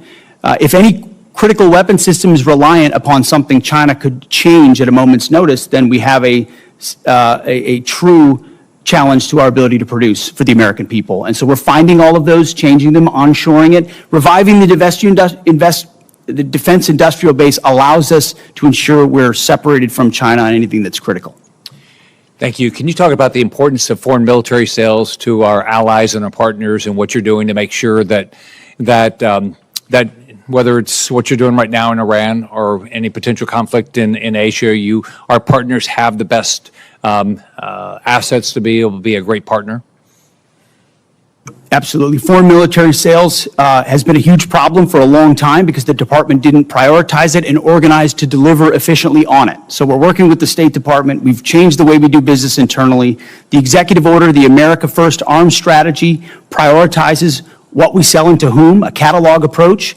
But it took us, this committee would be astonished to know how long it took us just to get our arms around who we're selling to what and by what processes, which means there was no strategy behind ensuring we're sending the proper demand signal to industry and delivering those systems on time and under budget to those countries, which you can imagine is frustrating to partners who are relying on those to be able to step up and burden share. So foreign military sales is critical to our own defense industrial base. More customers for our companies that employ more American workers to ensure our allies are properly armed for the fights and they can stand alongside us. So FMS is a big one for us, Senator. General Caine, I just want to commend you and everybody in the military for what you did in Venezuela and then what you've done in Iran. The willingness of the American military to fight and win, do you think it's changing the calculus for Beijing and Moscow? Well, Senator, I know they're watching, and I'm incredibly proud of the joint force and their ability to integrate and synchronize a range of activities. And I suspect that my counterpart in China is watching very closely and envious of what our joint force is capable of doing if ordered to do so. All right. Well, thank each of you, and thank everybody that serves under you. Thank you, Senator Scott. Senator Caine. Thank you, Mr. Chair. Mr. Hurst, I want you to just confirm something for me about the President's submitted budget. $1.5 trillion is about a 40+% increase from FY26. Am I right that not a penny of that is to go to a pay raise for the 800,000 civilians who work for the Department of Defense? We have 4.2% of a civilian salary set aside for bonuses to make sure we can recognize high performers in the civilian workforce. But you have guaranteed pay raises for the active duty and the Guard and Reserve component, but no guaranteed raises for There are civilians. guaranteed Is that raises for the correct? military, but in the last year, this department's given out more civilian bonuses. Well, if we're going to increase the defense budget by that much, I would hope the committee would take a look at this. Chairman Caine, man, I like the sound of that, Chairman Caine. General Caine, I want to ask you a question about Southern Spear. It's an operational question. I know from your background that you carefully act to keep military actions within the rules of war. What legal justification could there possibly be that would allow the U.S. military to strike boats in international waters and kill the occupants of those boats without a showing of evidence that there's narcotics on those boats? Well, sir, as you know, our job is to show the range of options, the associated risks, and then take those execution orders, transmit them down to the COCOMs on legally appropriate and legally backstopped actions. Could you give me a legal justification? Well, sir, the execution order, I don't have striking boats that do not have evidence that they're carrying narcotics? I don't have, I apologize, I didn't mean to interrupt you. I don't have a copy of the order issued to Southcom with me today. It's classified in its own right, which clearly articulates, based on a variety of criteria, what constitutes a valid military and legally valid target in that theater. And I know, I just want to say I know and trust that our commanders at echelon are rigorously following that legal opinion and those legal boundaries upon which we've been issued those orders. And General Caine, I would encourage, again, my colleagues, I am at a disadvantage. I've seen the legal opinion, but I can't talk about it because it's classified. I've seen the targeting criteria, but I can't talk about them because they're classified. I've seen the secret list of DTOs against whom we have declared war that even they haven't been informed of, but I can't talk about it because it's classified. But I would urge all of my colleagues to go to the SCIF and read the targeting criteria and get briefed about it, and then also look at all of the files of all the strikes that have taken place. I've done that with the first 46 strikes or so. And I think there's a profound mismatch between what is occurring and the underlying assumptions in the legal opinion. And I would just encourage my colleagues to dig into this. To Secretary Hegseth and General Caine, the War Powers Resolution specifies that a war initiated by a president without congressional approval must be concluded within 60 days. It can be extended by an additional 30 days if, quote, the president determines and certifies to Congress in writing that unavoidable military necessity respecting the safety of the U.S. Armed Forces requires the continued use of such armed forces in the course of bringing about a prompt removal of such forces. We're right at the 60-day deadline. Is the president intending to either seek congressional authorization for the war in Iran or send us the legally required certification that he needs an additional 30 days to remove U.S. forces from the war? Just briefly on the previous question, we do know that these are designated terrorist organizations, so we treat them like the Al-Qaeda of our hemisphere, just as a note. But that was not the question I asked. I know there's more to that question. I just think it's important for the public to understand that. There's no willy-nilly targeting of drug boats. We know exactly who these people are affiliated with. I was asking about what's on the boats. On Iran, ultimately, I would defer to the White House and White House counsel on that. However, we are in a ceasefire right now, which our understanding means the 60-day clock pauses or stops in a ceasefire. They're not in. Yeah. It's our understanding, just so you know. Okay, well, I do not believe the statute would support that. I think the 60 days runs maybe tomorrow, and it's going to pose a really important legal question for the administration. We have serious constitutional concerns, and we don't want to layer those with additional statutory concerns. I yield back, Mr. Chair. Thank you very much. Senator Sullivan. Thank you, Mr. Chairman. Thank you, gentlemen, for your testimony. Mr. Secretary, I mentioned in the classified hearing today, but I do think the $1.5 trillion top line is historic. It meets the needs. And the other thing is, I mentioned in our earlier meeting, the President's done a really good job of getting other allies, NATO and Asian allies, to step up, meet a 5% GDP of defense spending, and in many ways, that's what this is doing as well. So isn't that important as well in terms of our global leadership? What you and the President are providing is that example as well? I think the more we step up, the more the world should look at the American leadership and example and step up as well. And they're going to do that. That helps. It remains to be seen whether some of our allies actually step up to their commitments, but that is the hope. Let me go to an element of that budget that I mentioned in the classified hearing.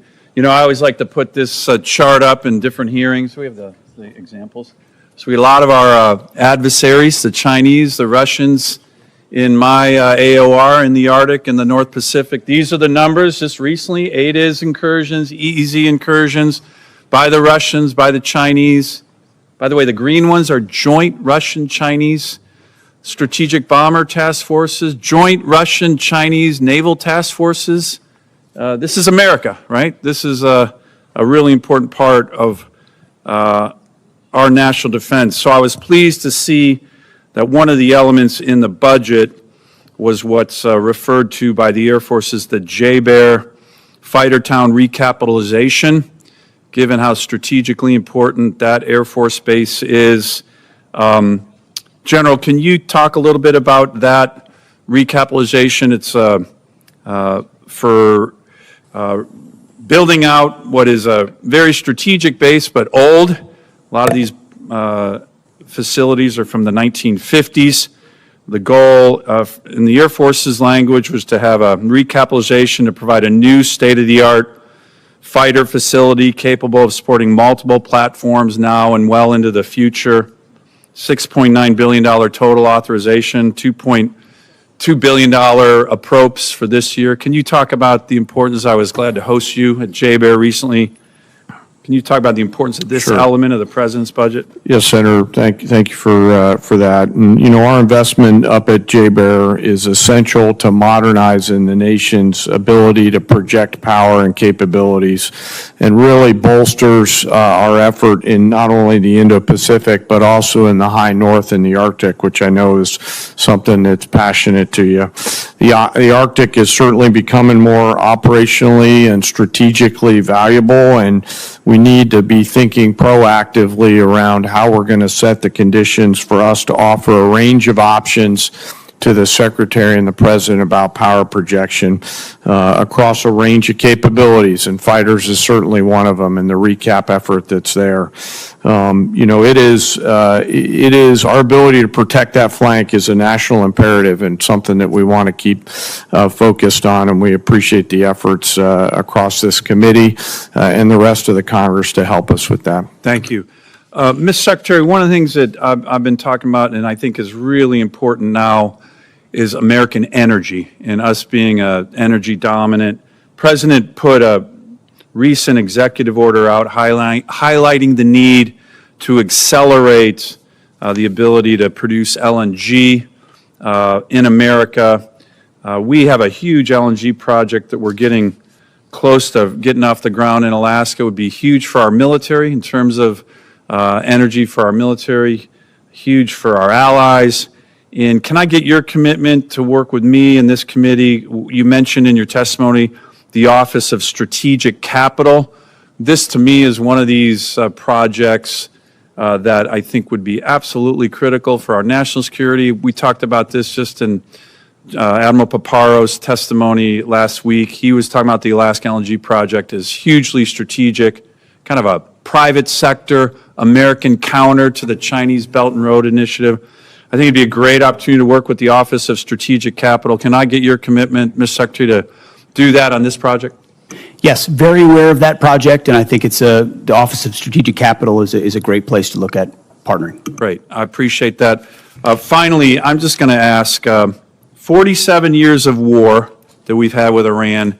My colleagues on the other side of the aisle, they talk about the civilian casualties. These are all horrible whenever there's any civilian casualties. But just general, do our forces target civilians ever? Sir, never intentionally, and I don't know in any particular case of unintentional, but we don't do that. That's not core to our American values or how we approach things. That's do our adversaries target civilians? Yes, sir. Like the Quds Force? Yes, sir. I think it's really important as we keep bringing this topic up to remember who we are and who our adversaries Senator Sullivan. Senator Sullivan, do you ask unanimous consent to have the two exhibits added to the record? Yes, sir, Mr. Chairman. Without objection, that will be done. Senator King. Thank you, Mr. Chairman. We've had a lot of discussion about Iran. I'd like to talk about several other aspects of the budget. The first is the way the budget's been constructed. Ever since I've been here until last year, we've had bipartisan budgets and bipartisan National Defense Authorization Acts, and passed by majorities. I voted for all of them. And all of a sudden, in this year, 25% of the budget is essentially out of the process and will be passed presumably through some kind of reconciliation, which is by definition a partisan exercise. Mr. Secretary, why not all those items, housing or Golden Dome, whatever, why aren't they in the regular budget? Why do we suddenly have a two-part budget where this committee and the Congress generally has oversight and input to a process where a quarter of the budget is essentially a slush fund? Well, Senator, I appreciate the question. I wouldn't characterize a quarter of it as a slush fund, but I recognize that we see it as in totality, as a $1.5 trillion budget. But why the separation? Why the two pieces? Multiple vehicles. As you know, there are multiple dynamics that play into why there are multiple vehicles, but we are fully committed with working to the committee to ensure that the right vehicles are utilized to get precisely this amount, $1.5 trillion. Why should we, you didn't answer my question. Why are there two pieces? Why not? For time immemorial, we've done budgets here. We've never, to my knowledge, we've never used this reconciliation process for a defense budget before. What's going on? Why not? My understanding regular of budget? the reason for the vehicles is to ensure we actually get to 1.5 trillion, which is the most important bottom line. The most important bottom line is that top line of 1.5 trillion to fund what we need, and we think this process is the most effective way to get there, Senator. Well, what you're really saying is we don't want to deal with that pesky Congress and their appropriation process. I think this is significant, Mr. Chairman, that we're basically abdicating a quarter of our responsibility in terms of this budget. Let me move on.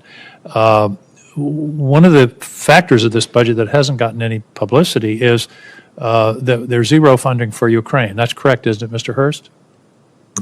That's correct. There's no USAI funding in this budget. And there was 400 million that was appropriated last year by a bipartisan, bicameral act of Congress. What's become of that money? My understanding is not a dollar of it has been dispersed. It was released very recently, and again, we got these funds, I believe, in March. And it takes time for funds to flow through the department, but it's going to get put to work very shortly. We're going to work with the UCOM commander to make sure we use these funds in the most appropriate way possible. I didn't want Senator Sullivan to be the only one with an exhibit. This indicates what's happened to our support for Ukraine over a period of years. The orange bars are U.S. support. The blue bars are Europe. As you see, Europe is 99% in the year 2026. Same thing with humanitarian and other aid to Ukraine.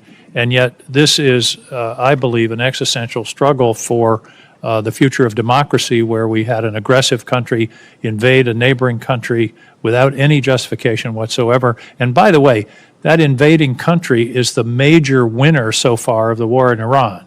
They've gotten, the estimates are $40 to $80 billion of additional revenues from oil and the relief of sanctions as a result of the war in Iran. Secretary Hegseth, why are we abandoning Ukraine? Senator, if you would hold that chart back up. Yep. I think that's a beautiful chart. I think that's exactly what we want. We want Europe stepping up and funding and shouldering the burden. They are rich countries worth $20 trillion versus an economy of $2 trillion.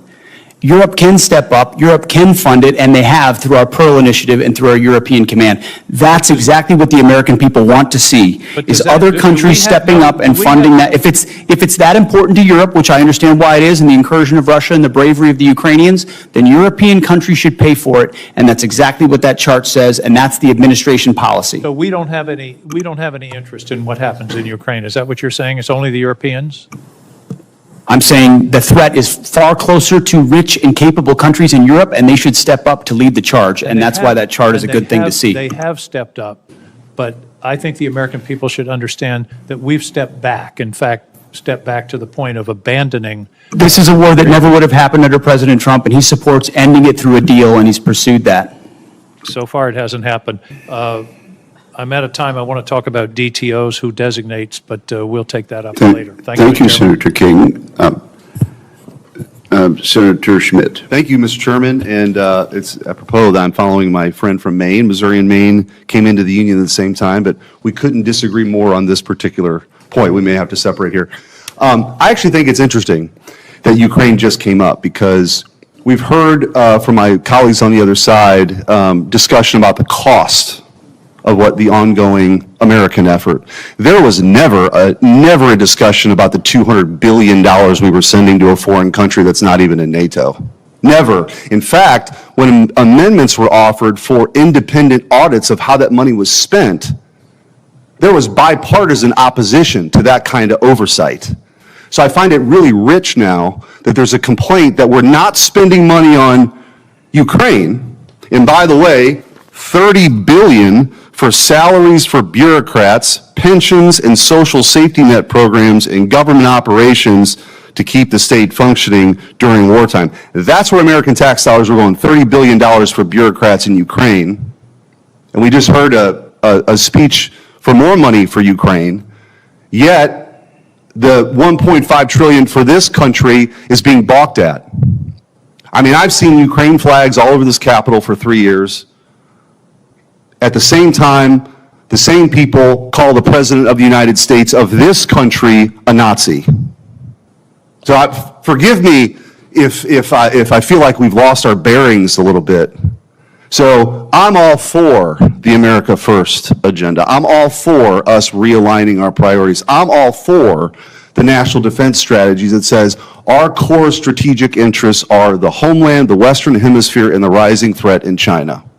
And that means our European allies should step up. If Vladimir Putin is truly some existential threat and the next Hitler that's going to roll through Europe, you would think, by the way, he can't take Kiev, so you can't have it both ways. He hasn't made it to Kiev. But they would step up.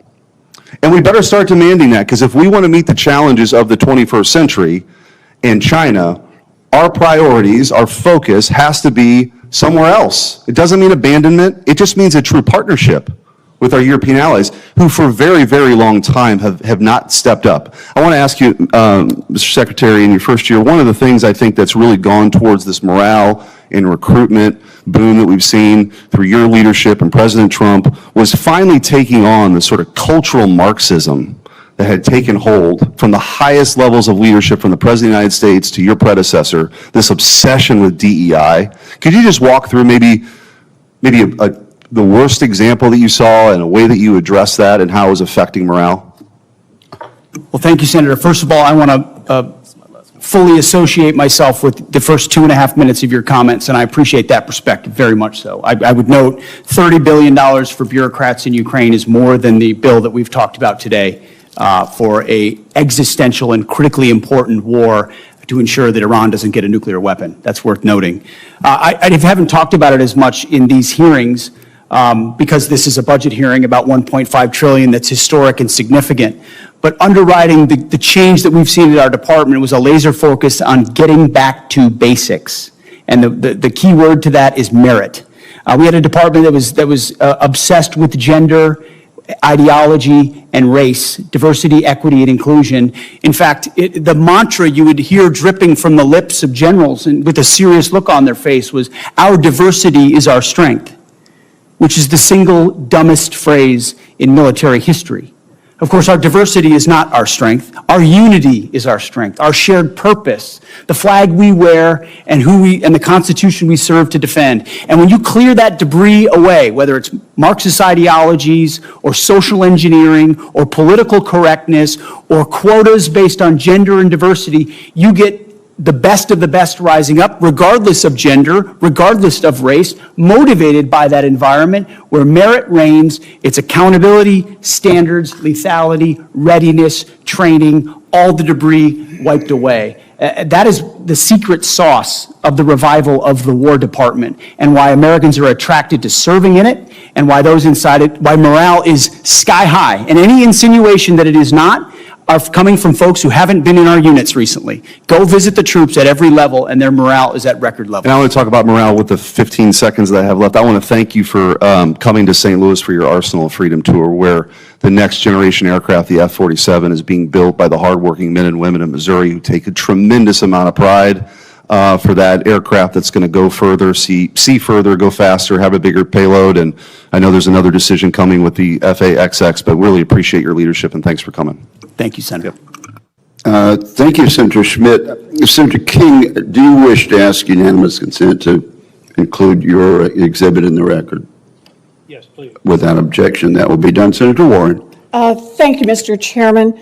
So Americans are paying a high price for Donald Trump's war with Iran. We've got 14 service members who are dead, over 400 more.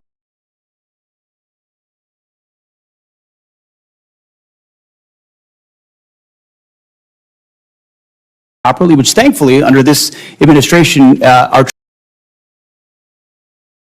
Troops have done incredible things in all these missions. My job in all of those moments is to make sure we're prepared. And that's part of the reason why we've been so successful in these raids, in these efforts, is that this joint force is prepared. You're saying you're not paying any attention to this insider trading. Is that what you're telling me? That you've paid no attention to this? You haven't noticed it? You haven't done anything about it?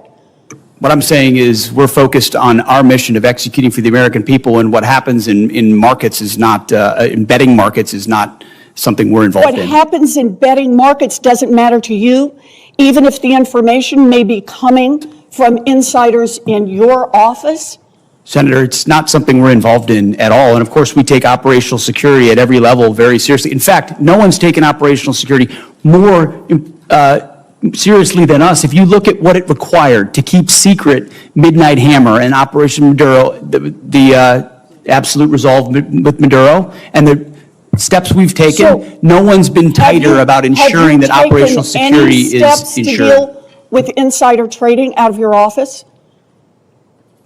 We would ensure at every level that inside Okay, information I is take that as a no. properly safeguarded. All right. Well, obviously you're not. I'm also concerned about recent reporting on your own financial dealings with regard to profiting from the war in Iran.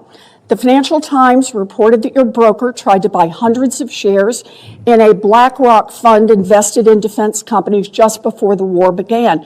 The law clearly prohibits the Secretary of That entire story is false, has been from the Let me beginning, finish and my was made up out of whole cloth. And anybody that looks at it sees how it was law- worded from the beginning to make it look like I was involved in something I had nothing to do and never have. So law- any insinuation that I've ever profited, other than serving this nation, what I give, what you give, what others give, I'm not looking for money. I don't do it for money. I don't do it for profit. I don't do it for stocks. And that's part of the reason why I'm able to be effective in this job. Because Then no let one me owns me. ask my No one owns this question, department. No one owns this Secretary president. And we Let can me execute ask for the my American people, question. and we do. The law clearly prohibits the Secretary of Defense from owning stock in the 10 biggest defense contractors. Other senators and I sent you a letter with detailed questions about this, and you have not given us a response. So I'd like to hear you say, did you, through your broker at Morgan Stanley or otherwise, seek to invest in any defense-related funds right before Trump started the Iran war? I'll give it to you as a big, fat negative. Then let me ask you a second question. Is your broker getting your personal sign-off on any investment in individual stocks? Bigger, fatter, negative. He's not getting your sign-off before he makes investments in defense stocks? Can I refer you to your I'm not ethics making investments, agreement? Senator. I am asking, does he know that he has to get your sign-off before he does that? Of course. The I don't know what you're looking for, but you ain't going to find it. Thank you. Thank you, Senator. I would like to enter into the record the ethics agreement that the Secretary of Defense has signed, that he will sign off personally before his broker makes any attempt to buy defense stocks. Is there objection? Thank you. Without objection, it will be admitted. Senator Banks. Thank you, Mr. Chairman. Secretary Hegseth, you're doing a great job. I've been in Washington for 10 years, several secretaries of defense, now Secretary of War. You're the best that we've had since I've been in Washington. What you've done to restore readiness, restore military recruitment, get the Pentagon focused on warfighting is second to none. And I appreciate what you and President Trump and General Caine are doing very much. In fact, General Caine, according to the department's 2025 China Military Power Report, quote, China believes the next revolution in military affairs will occur when militaries transition to intelligentized warfare and fully integrate artificial intelligence, big data, advanced computing, and other technologies into the joint force, end quote. Can you describe, General, in greater detail how the PLA is using AI to enhance its military capabilities? You bet, Senator. They are attempting to integrate AI across the range of their warfighting functions, which extends to command and control, information advantage, intelligence, certainly kinetic and non-kinetic capabilities, and to a certain extent, sustainment. I'll note that so are we.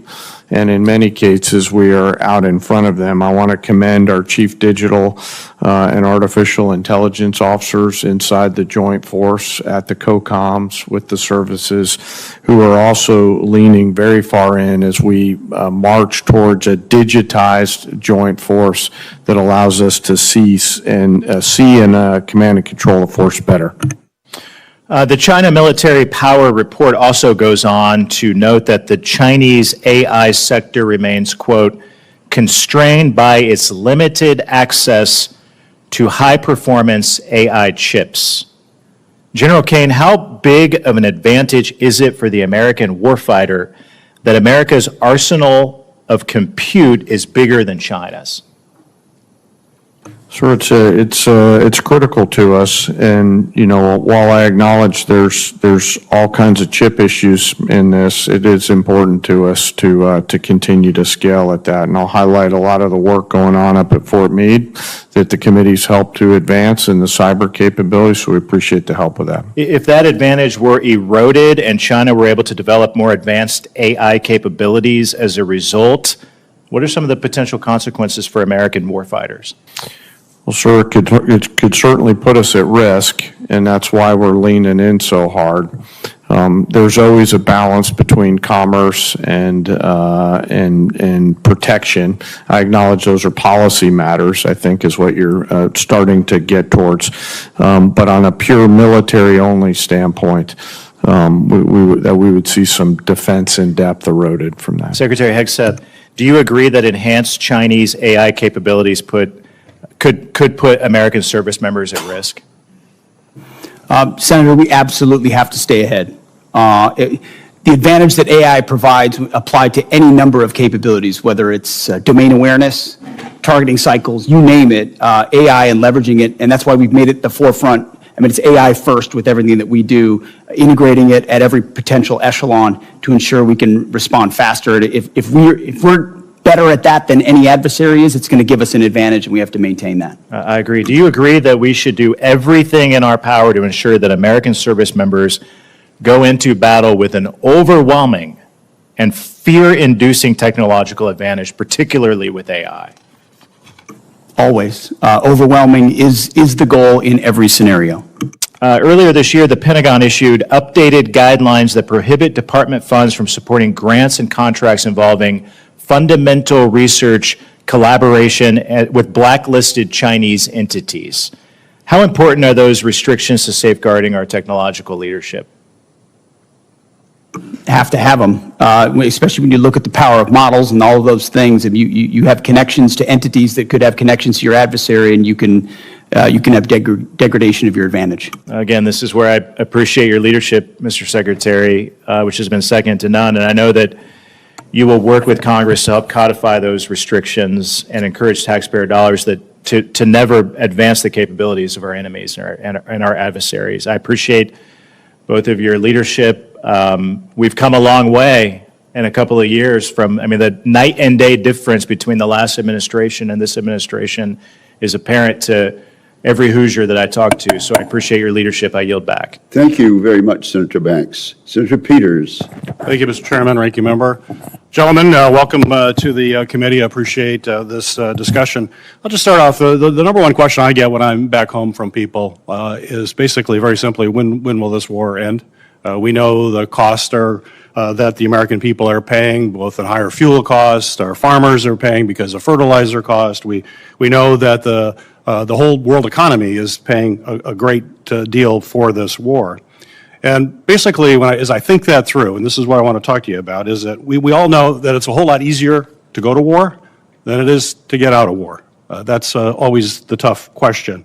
And we've got to figure that out. And there are some folks who've written quite a bit about this. One text on war by Karl von Clausewitz. Mr. Secretary, I'm sure you're familiar with the book.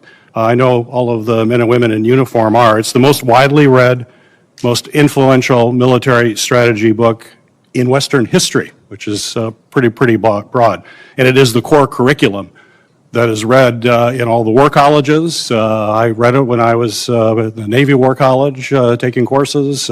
It's part of what the U.S. military thinks about when to go to war and then how to get out of the war. And one of those core principles it starts with is basically war is the continuation of politics by other means. That everybody knows that quote who's worn the uniform, and others too. And basically it means there's two things about that. It's politics to get in the war, and it's politics to get out of the war. And in between, we rely on the men and women in the military to carry out those policies. So I want to be clear, and I think I speak for all of my colleagues, is that we know the military plays an important part. They need to do the job, and nobody questions the amazing work that our men and women in the U.S. military have done and continue to do. They've performed absolutely brilliantly, and we applaud all that they have done. However, what we do question is the politics part. It's a continuation of politics. So it's our political leaders that get us into war, and our political leaders who have to get us out of that war, which falls on you, Mr. Secretary Hegseth, and others in the administration, including the President as Commander-in-Chief. So, Secretary, are you familiar with the concept in that book of center of gravity? Sure. So center of gravity is basically, as you know, it's basically the hub of all the power and movement. Everything depends on it. And Clausewitz will say if you don't take out the center of gravity, it's very difficult to win the war. You can have tactical successes, you can have military successes, but if you're not focused on that, you're not going to be able to win. Basically, he talks about military strikes are tactical, and tactical success doesn't necessarily create the political conditions necessary to get the parties to the table to negotiate and get it done. So we've got to focus on that. So my question for you, Mr. Secretary, what is the center of gravity for Iran?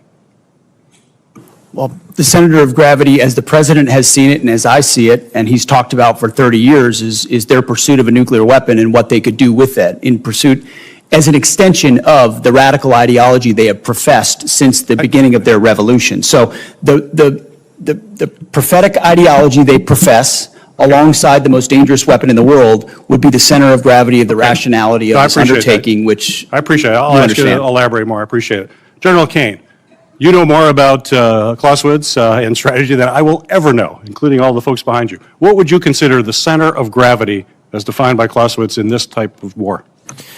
Well, sir, you're not going to love this answer, but I hope you'll respect it. War is politics by any other means. Right. And the political side of that necessitates that our political leaders determine what is the center of gravity associated with that. From a military-only perspective, there's a variety of things academically that we could look at for center of gravities, from leadership to will to capabilities to intent.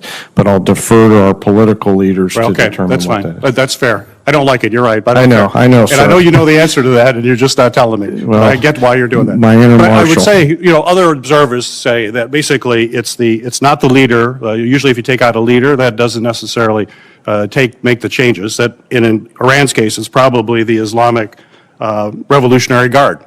That's the center of gravity. They're the ones that control the country, and they're very diverse to do that. The Americans' center of gravity is probably our economy and our ability to maintain public opinion support. We already know the public isn't there. We know the impact to our economy. And central to that is the leverage. And I'm running out of time here, but the central of leverage is the Strait of Hormuz. That is bottom line. We have to open that up. We have to take that away from Iran. The fact that we haven't done that yet, and we're 60 days in, we're just now bringing minesweepers from the Pacific in there. We have some unmanned opportunities, but we've got to have the capacity to do that. It was clear, even if there was a plan to keep the straits open, it was not going to be implemented because the assets were not positioned in a place to actually open the straits. If they were, we would have seen those happening right now. We're not. So we're missing the point here. The center of gravity is going to be bringing down the government of Iran in a way that they will want to have a peace treaty so we can protect our country from having nuclear weapons pointed our way. But the center of gravity is going to be, in a lot of ways, is going to be focused on what happens on the straits. And Mr. Secretary, we've got to see action a whole lot sooner in the straits. The world community needs it. We're not going to bring this war to an end until we seize control of the straits in a way that which in opens part them is back why up. we have a blockade that has been impenetrable for the Iranians, because they don't have a conventional navy to contest it, which means we control the straits. The time of Senator Peters has expired. Let me observe that I very much appreciate the senator from Michigan suggesting ways in which our effort in Iran could be more successful. I do appreciate that. And let me also observe, Senator Caine, that civilian control goes back well beyond Marshall. It goes back to George Washington, who was wise enough to resign his commission to the elected membership of the government at that time. Senator Sheehy, you are recognized. I think it's important to note that the objective is not to get out of the war. The objective is to win the war, not to get out of it. And I think we've allowed the narrative to shift so off target here. President Trump did not start this war. We did not start this war. These radical, barbarian, savage clerics who have started killing Americans 47 years ago in a unilateral campaign of terror, murder, treason, kidnapping, torture, have been murdering our countrymen all over this world almost every single year, hijacking airplanes, hijacking cruise liners, taking our embassies, blowing up our embassies, blowing up our barracks, blowing up our ships, capturing our soldiers and murdering them in brutal ways. They started this war. And it would be a lot easier to beat them if we didn't have administrations shoveling hundreds of billions of dollars into their pockets while they're actively fighting our own people. While our own uniformed service members have been fighting this murderous regime, and we have presidents quite literally shipping pallets of cash to pay these terrorists off. It's been a disgrace. It's been an embarrassment to this country for far too long. But back to the point. General Caine, I have a specific question for you.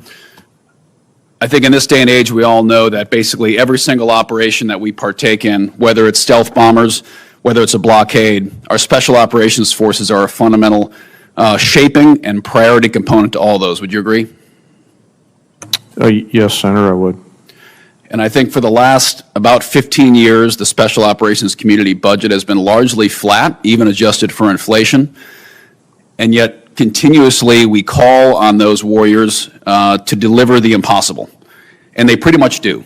We were reminded just a few weeks ago, even after the amazing Maduro raid, when we had to rescue one of our F-15 crewmen, yet again, our community came up and did something that probably most people thought wasn't possible. And they did an amazing job.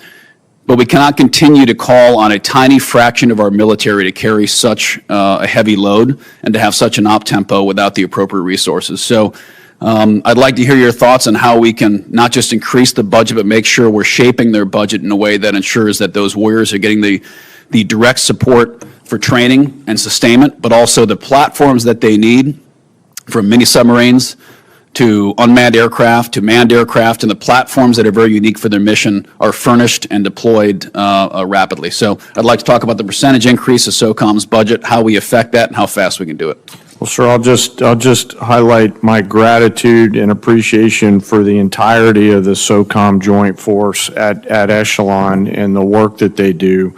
You know, I'll leave the budget numbers and the increased percentages to my civilian leadership, but echo to your point, the exponential return on whatever investment they give. These are incredible entrepreneurial leaders at every echelon who do great things as the lights dim, as I say that. So hopefully they'll see that as a nod towards them. But I'll defer on the budget allocation numbers to the comptroller, sir. First of all, I want to second completely your opening remarks, and that's certainly our view as well. On the SOCOM budget, I'm going to say I think we need to increase what's in this budget, and I've heard from multiple people about that. In fact, that if there is a supplemental, I actually just wrote a note to Jay about it. I think SOCOM, given the op tempo, given their direct participation in so many of these historic aspects, SOCOM should be part of that supplemental as well. Makes complete sense. Who's been shouldering a huge part of the burden? Special Operations Command. So whether it's a supplemental or this budget, I fully agree, and I think we need to invest more. Great, and I'd ask that particular care be given the era of beards and guns and kicking indoors, as much fun as that was for all of us. It's coming to a close, and we're going to be going back to our roots as specialized commandos, whether it's undersea, Arctic, airborne operations, and as we all became kind of one joint soft force during GWOT, Quite frankly, that was an easier problem to resource for, to budget for, and acquire for. It's going to be a lot harder now when our operators go back to their service corners and needs platform-specific technologies and training. Submersibles, aircraft take years to acquire, years to specify. It's not just buying more ARs and body armor and ammo and sending them downrange. So I think we have to think about the SOCOM budget a little differently than we have for the last 25 years and make sure we're programming in a way that it's sustained and is protected. Thank you. Thank you, Senator Schmidt, for that insightful exchange. Senator Kelly. Thank you, Mr. Chairman. Gentlemen, thank you for being here. Secretary Hegseth, safe to say that our weapons like SM-3s, Tomahawks, Patriot missiles have capabilities that are unmatched. That's why they cost a lot, take a long time to produce. Your budget requests $31.8 billion to expand production capacity for critical missile stockpiles. Is that correct? 31.8? I'm looking at $53 billion for munitions acceleration over 14 critical munitions, of which the ones you listed are a part. Okay, so I believe more 53. than that. Yes, sir. More than 20 billion more. So we've been working together to grow the industrial base because we're all worried about how our stockpiles would hold up in a conflict against China. Since the start of this war, you've made it a point to highlight the number of strikes the U.S. military is carrying out, citing that more than 13,000 targets had been struck as of April 8th. On March 2nd, you said, and this is a quote, "This was a massive, overwhelming attack across all domains of warfare, striking more than 1,000 targets in the first 24 hours. On March 10th, you said, "Yet again, our most intense day of strikes inside of Iran." On April 6th, you said, and this is another quote, "The largest volume of strikes since day one of this operation." Your department has released video after video of things blowing up. None of us doubt the strength of the U.S. military and their ability to do hard things. I understand that better than anybody. The questions we should be asking and answering are, what does this cost us and what does it achieve for the American people? Many of these strikes use our best weapons, and we're using a lot of them, and a lot of interceptors.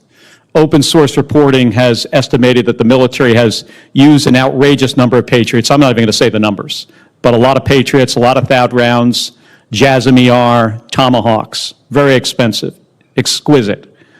We can't make these munitions overnight, and it's clear from your budget request that you know that. Can you tell us how many years specifically is it going to take to replace these systems?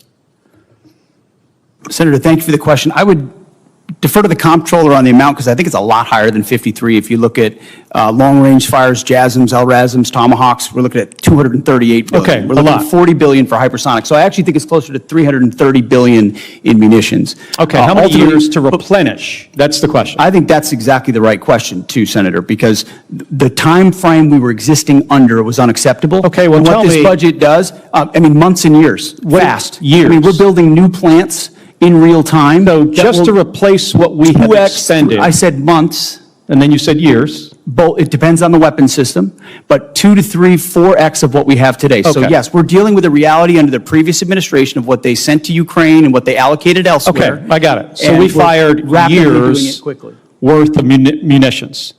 And it is clear that these are being expended to try to achieve some objectives. That was the plan. But, Mr. Secretary, this war is stuck. The Strait of Hormuz is closed. The Iranian regime is in place. The nuclear material still in their hands.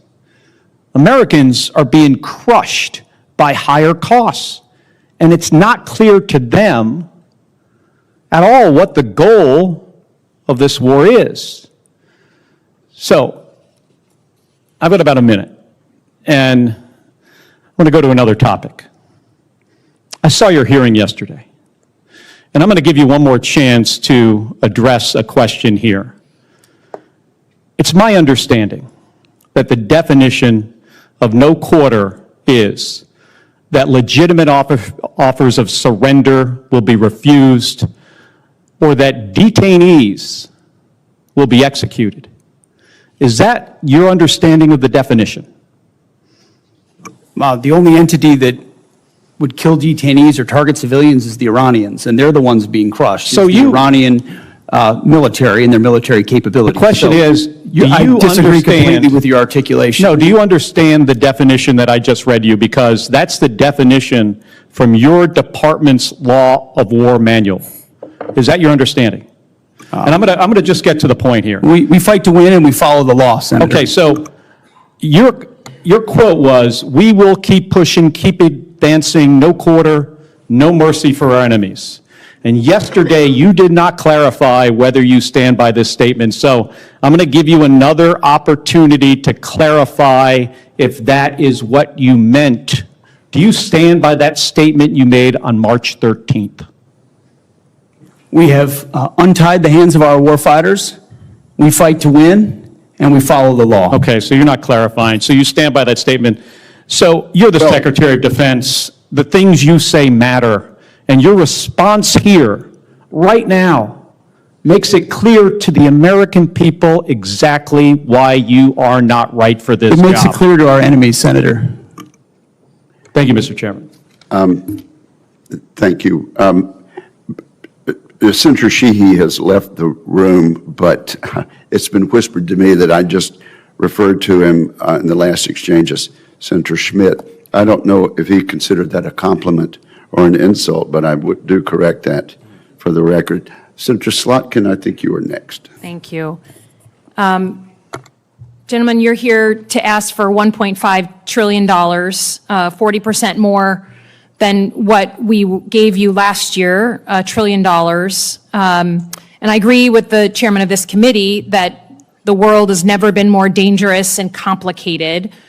And regardless of whether we disagree on the reasons for getting into this war, I think we can all agree that we want our military to come out of it safely and successfully and as soon as feasible. The military has taken, the administration has taken military action in 10 different places in the world in 15 months, more than any president in U.S. history. I think President Trump has really become a foreign policy president. And many of those operations, were on the news for a couple of days, but then the American public didn't feel them. And I think the difference with this war with Iran is that the American public is feeling it in their pocketbooks. Gas in Michigan is $4.99 today. The cost of fertilizer, of airline tickets, things that are real to people. Secretary Hegseth, the president said that you were most keen on this war. He said that you were the most gung-ho about it. I think despite us all wanting to come out of this successfully, it is hard to miss that we are at the stalemate, that we don't control the Strait of Hormuz because shipping is not getting through. And we can block what they're trying to get through, but nothing is moving and it's costing the American public. And I think that's a fundamentally different moment than the rest of the military action we've taken. Even in Middle East 101 class, we used to talk about and run war games on the Strait of Hormuz. It's a strategic geography that the Iranians have. And I think it's just concerning to me that we can try and tell the American people that it's going great and we're killing it, but until the Strait of Hormuz is open, I don't think we can credibly say that with any seriousness. I think the question I have for you, though, is future looking, and it's our 2026 elections. The president has been very clear. He said in the State of the Union that essentially if his side doesn't win, then the election was rigged. He said that before the 2020 election. He's asked for voter rolls for 29 different states. He just asked for Detroit's votes or ballots. And we know that in 2020, he wrote an executive order that he didn't sign that said to the U.S. military, to the Secretary of Defense, you should go and seize ballots and voting machines. A few months ago, he said that he regretted that he didn't sign that executive order. So the U.S. military has never been deployed. You incorrectly said yesterday that they were deployed during different elections. Governors deployed them under their authorities, but the federal government has never put the uniformed military at our polls during World War II, right after 9/11.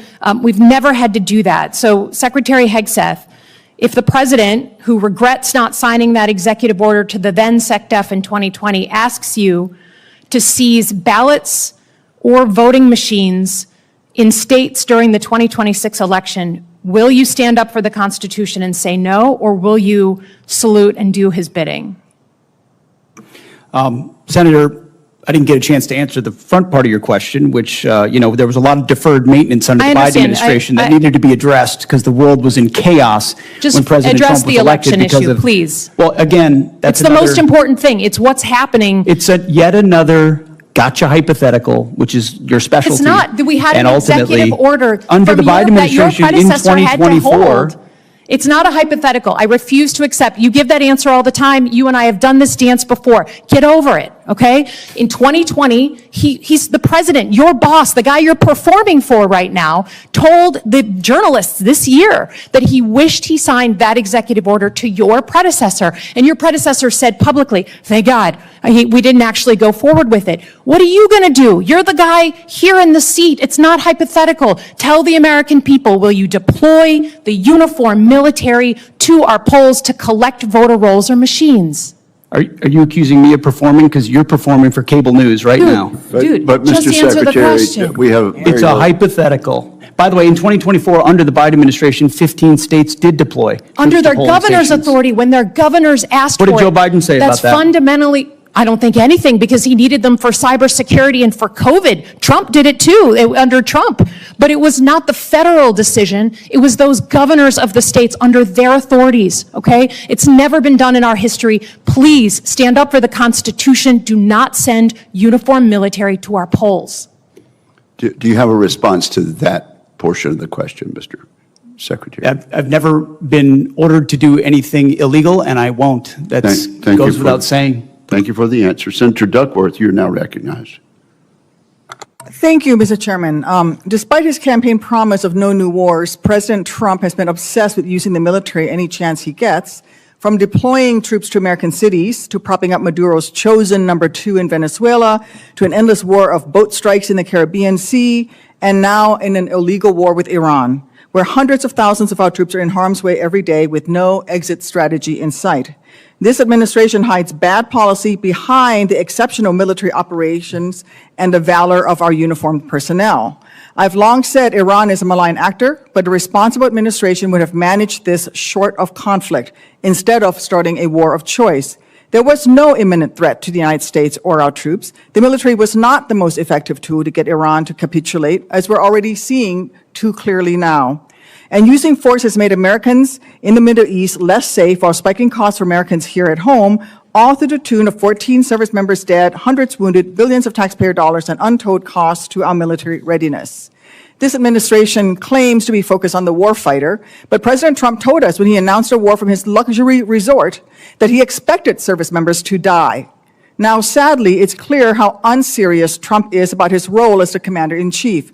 His war within Iran has already reminded us how important it is to prevent a war, how serious it is to ask the military to wage one under poor strategic direction, how destructive a wide-ranging war can be for Americans, for our service members, and how difficult it is to actually end one once you start it. The incompetence and casual disregard for our service members' professionalism and sacrifice is, in my opinion, a scandal. General Caine,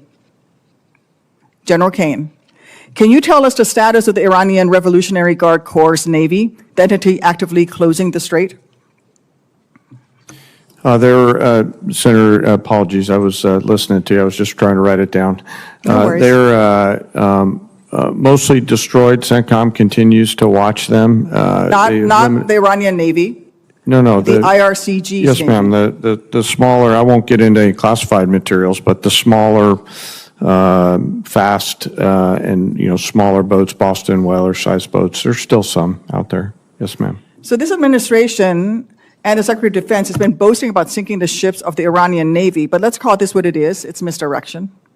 They want us to focus on the impressive number of large Iranian ships underwater to distract from the fact that they had no plans for the second Navy that Iran owns that has always been a hard problem to address by military force. The IRCG Navy, not the Iranian Navy, has been Iran's tip of the spear at the Straits of Hormuz, seizing vessels and threatening to target U.S. assets. Iran has long invested in this second asymmetrical navy specifically to develop capabilities that would be difficult for conventional U.S. military forces to target. Iran's advantage was well known to anyone paying attention. I have no doubt that competent planners in the Pentagon raised their concerns about a quagmire in the Strait to leadership. The question is why their leadership did not pay attention to this sound advice. Hubris is not strategy, and in war it costs lives. Even if the Strait reopens, this administration has created a new, less safe world by initiating and then bungling this crisis and teaching Iran that it can charge $1 million a ship to transit the Strait. It will take a long time for the global economy to bounce back to normal trade flows, and Iran has learned, again, that they can charge $1 million per ship, creating a new funding line for their malicious activity against Americans for years to come. And in the Indo-Pacific, I don't doubt that if the worst day comes, our military will step up to challenge and defend Americans and our interests with military force. But will they be asked to lay down their lives unnecessarily just because the White House was unready and incapable of preventing a crisis boiling over into a war in the Indo-Pacific? General Caine, do you agree that the military would benefit from significant intra-agency planning by the Department of Defense on actions short of war that can be taken if a crisis occurs? Ma'am, I appreciate that question, you highlighting the importance of that, and we have really great relationships now on the joint staff with the interagency. I think our relationship in particular, I'll just pick CIA, I think it's the best it's ever been. We're really working hard to find the best of Title 10 capabilities plus the best of Title 50 to ensure that we deliver really entrepreneurial options for our national policymakers to do what you're talking about, Senator. All right. But I am concerned because during the recent NDS hearing, I laid out the very real ways that a crisis in just one of the dozens of flashpoints in the Indo-Pacific could be devastating for our service members, Americans, and our American economy. But since then, this administration has only further diminished DOD's ability to prepare for these crises. In fact, as many as 1/3 of the assets in the Middle East are originally meant to be in the Indo-Pacific. This war of choice is draining our military resources. We need leaders who do everything they can to ensure warfighters only fight when they have to, not because of one man's whims and a lack of bravery among the yes men he surrounds himself with. I thank you for your service, General, and I continue to look forward to working with you. Thank you, Senator Duckworth. Senator Rosen. Thank you, Mr. Chairman. Thank you, Ranking Member Reed. Thank you, General, for your service. Before I begin my questions for Secretary Hegseth, I have one brief important question for General Caine. General, as you've acknowledged at your confirmation hearing, service members who served at locations which another U.S. government agency deems contaminated, like the Nevada Test and Training Range, should have the same presumption of radiation exposure as DOE employees who served alongside them. But we also must ensure that DOD provides the VA with the records proving that these individuals served there. So this is a problem that DOD has the power to solve. I know we've discussed this. So General Caine, will you commit to ensuring parity for DOD personnel who served in locations that the U.S. government has already deemed contaminated, identifying those who served in such locations, and providing documentation of that service to the VA so that they can receive the veterans benefits that they have earned?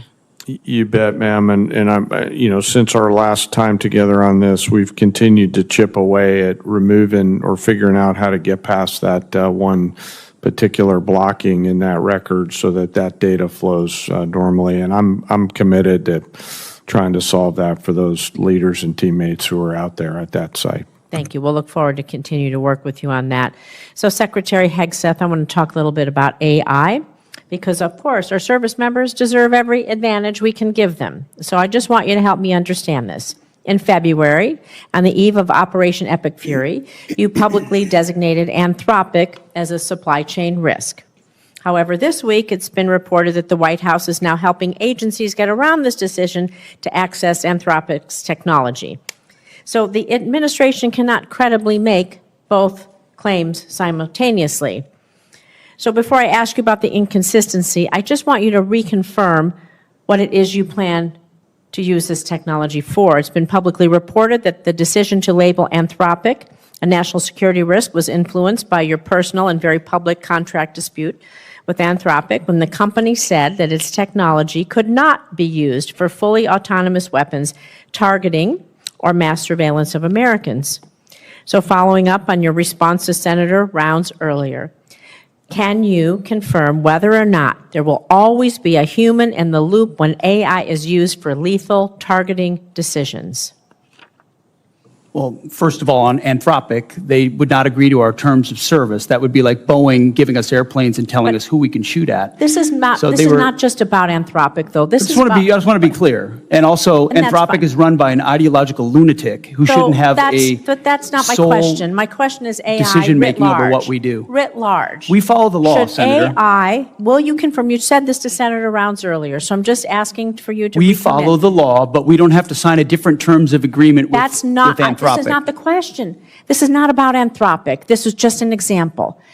I want you to confirm that whether or not there will always be a human in the loop when AI is used in a kill chain for lethal targeting decisions. Will there always be a human in a loop, or will AI make the decision? We You said follow- this to, We follow the law and humans make decisions.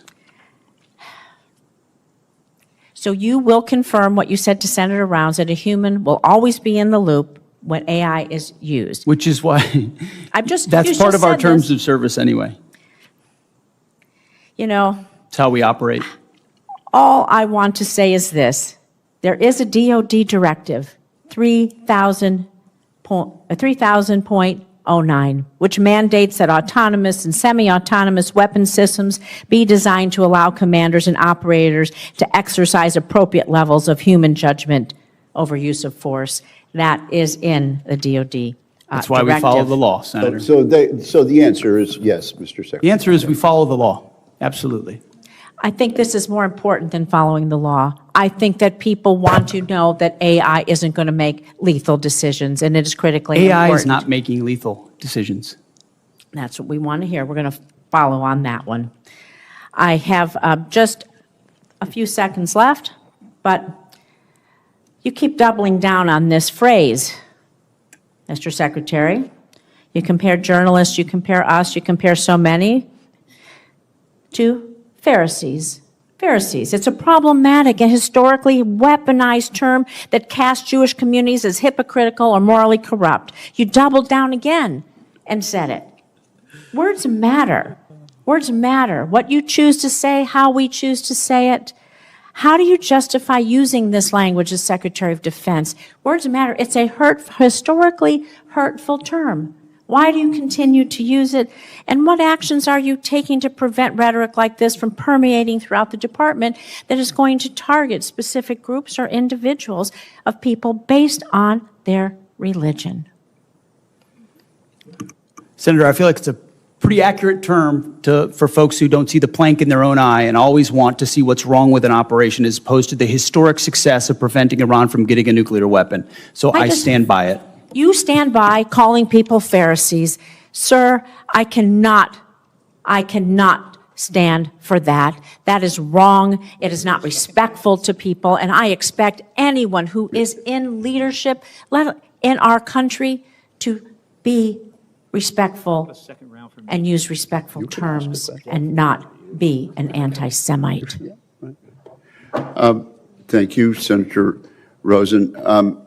The chair and the ranking member have no second-round questions. I'm told by Senator Kelly that he would like to ask a second question. Yeah, Mr. Secretary, so $1.5 trillion, 1.5 is a very round number. You know, if you're putting together a budget, you'd come up with, these are the problems we're trying to solve. This is the capability we need. These are the systems we have to buy. And at the end of the day, it would spit out a number, and it's probably not 1.5 trillion. So to me, it feels like that number was just kind of pulled out of thin air. I took a look recently, and it seems that the defense budget of the rest of the world, I'm talking China, Russia, India, every Asian country, every European country, South America, everybody else is in the neighborhood, it looked like 1.7 to 1.8. So your request is approaching all defense spending from everybody else with the exception of us. That is a huge amount of money. You know, when I got here, just 5 years ago, it was almost half of that. Through budget reconciliation, you've received a bunch of money to buy things, some of the weapon systems, to resupply what we need. I'm just trying to understand, where is all this money going to go? And if you've figured out ahead of time, what do you want to spend this on? And by the way, there are systems the president wants. He saw last summer how effective Iron Dome and David's Sling were. And because of that, the president decided we're going to build our own version. We're going to call it Golden Dome because the president likes the color gold. We've seen that, see it in the Oval Office. We're going to call it Golden Dome, and it might cost somewhere between $500 billion and $1 trillion. I've heard those estimates. By the way, on that problem, I know a little bit about intercepting stuff in space. It's really hard. And the physics on this favors the offense. There's some things in that program that I think is really important that we do and try to figure it out. But space-based interceptors to hit multiple targets, and by the way, it's important how you size the system. So I'm trying to understand, Mr. Secretary, what kind of detail did you work out like a detailed plan, and at the end of the day, it came out, it just happens to come out to be $1.5 trillion? Senator, the exact amount is actually $1.535 trillion, and it was a product of a highly rigorous process throughout our department, from COCOM commanders to the services, with our comptroller, with our deputy secretary, with the chairman and myself, to ensure the budget reflects the realities of the world we live in and the capabilities we're going to need. And that's why there's $65 billion for shipbuilding, $120 billion for the defense industrial base, $331 billion for munitions, $44 billion for quality of life, $71 billion on our nuclear DIB. You name it, we're investing in it. And the biggest reason for it is the underinvestment of the Biden administration. I mean, what they spent on defense, the continuing resolutions and others, undercut the buildup that President Trump had created. So, yes, we're doing a lot of deferred maintenance here around the world and in our department, and this budget reflects it, and it's a commitment, a generational commitment to the security of the American people. And if the rest of the world won't spend on their defense, that's their fault. The American Department of War will invest properly to defend the American people, and that's what this budget stands for. I've always been supportive of defense spending in my entire time here. And after 25 years in the Navy, I want to make sure our folks have what they need. I think you should go back and take a look and see if there are places where we are making investments that we actually don't need. There are some systems out there. I mean, we're constantly looking and trying to balance, do we want, F-47, which I've been supportive of, B-21, also supportive. And then we want to make all these other investments in really inexpensive, low-cost munitions, because we suddenly realize that the expensive stuff, even through B-21, we can't really maybe not get close enough. But the whole idea behind B-21 and F-47 is we can penetrate further into the A2AD bubble. So there's some conflict there.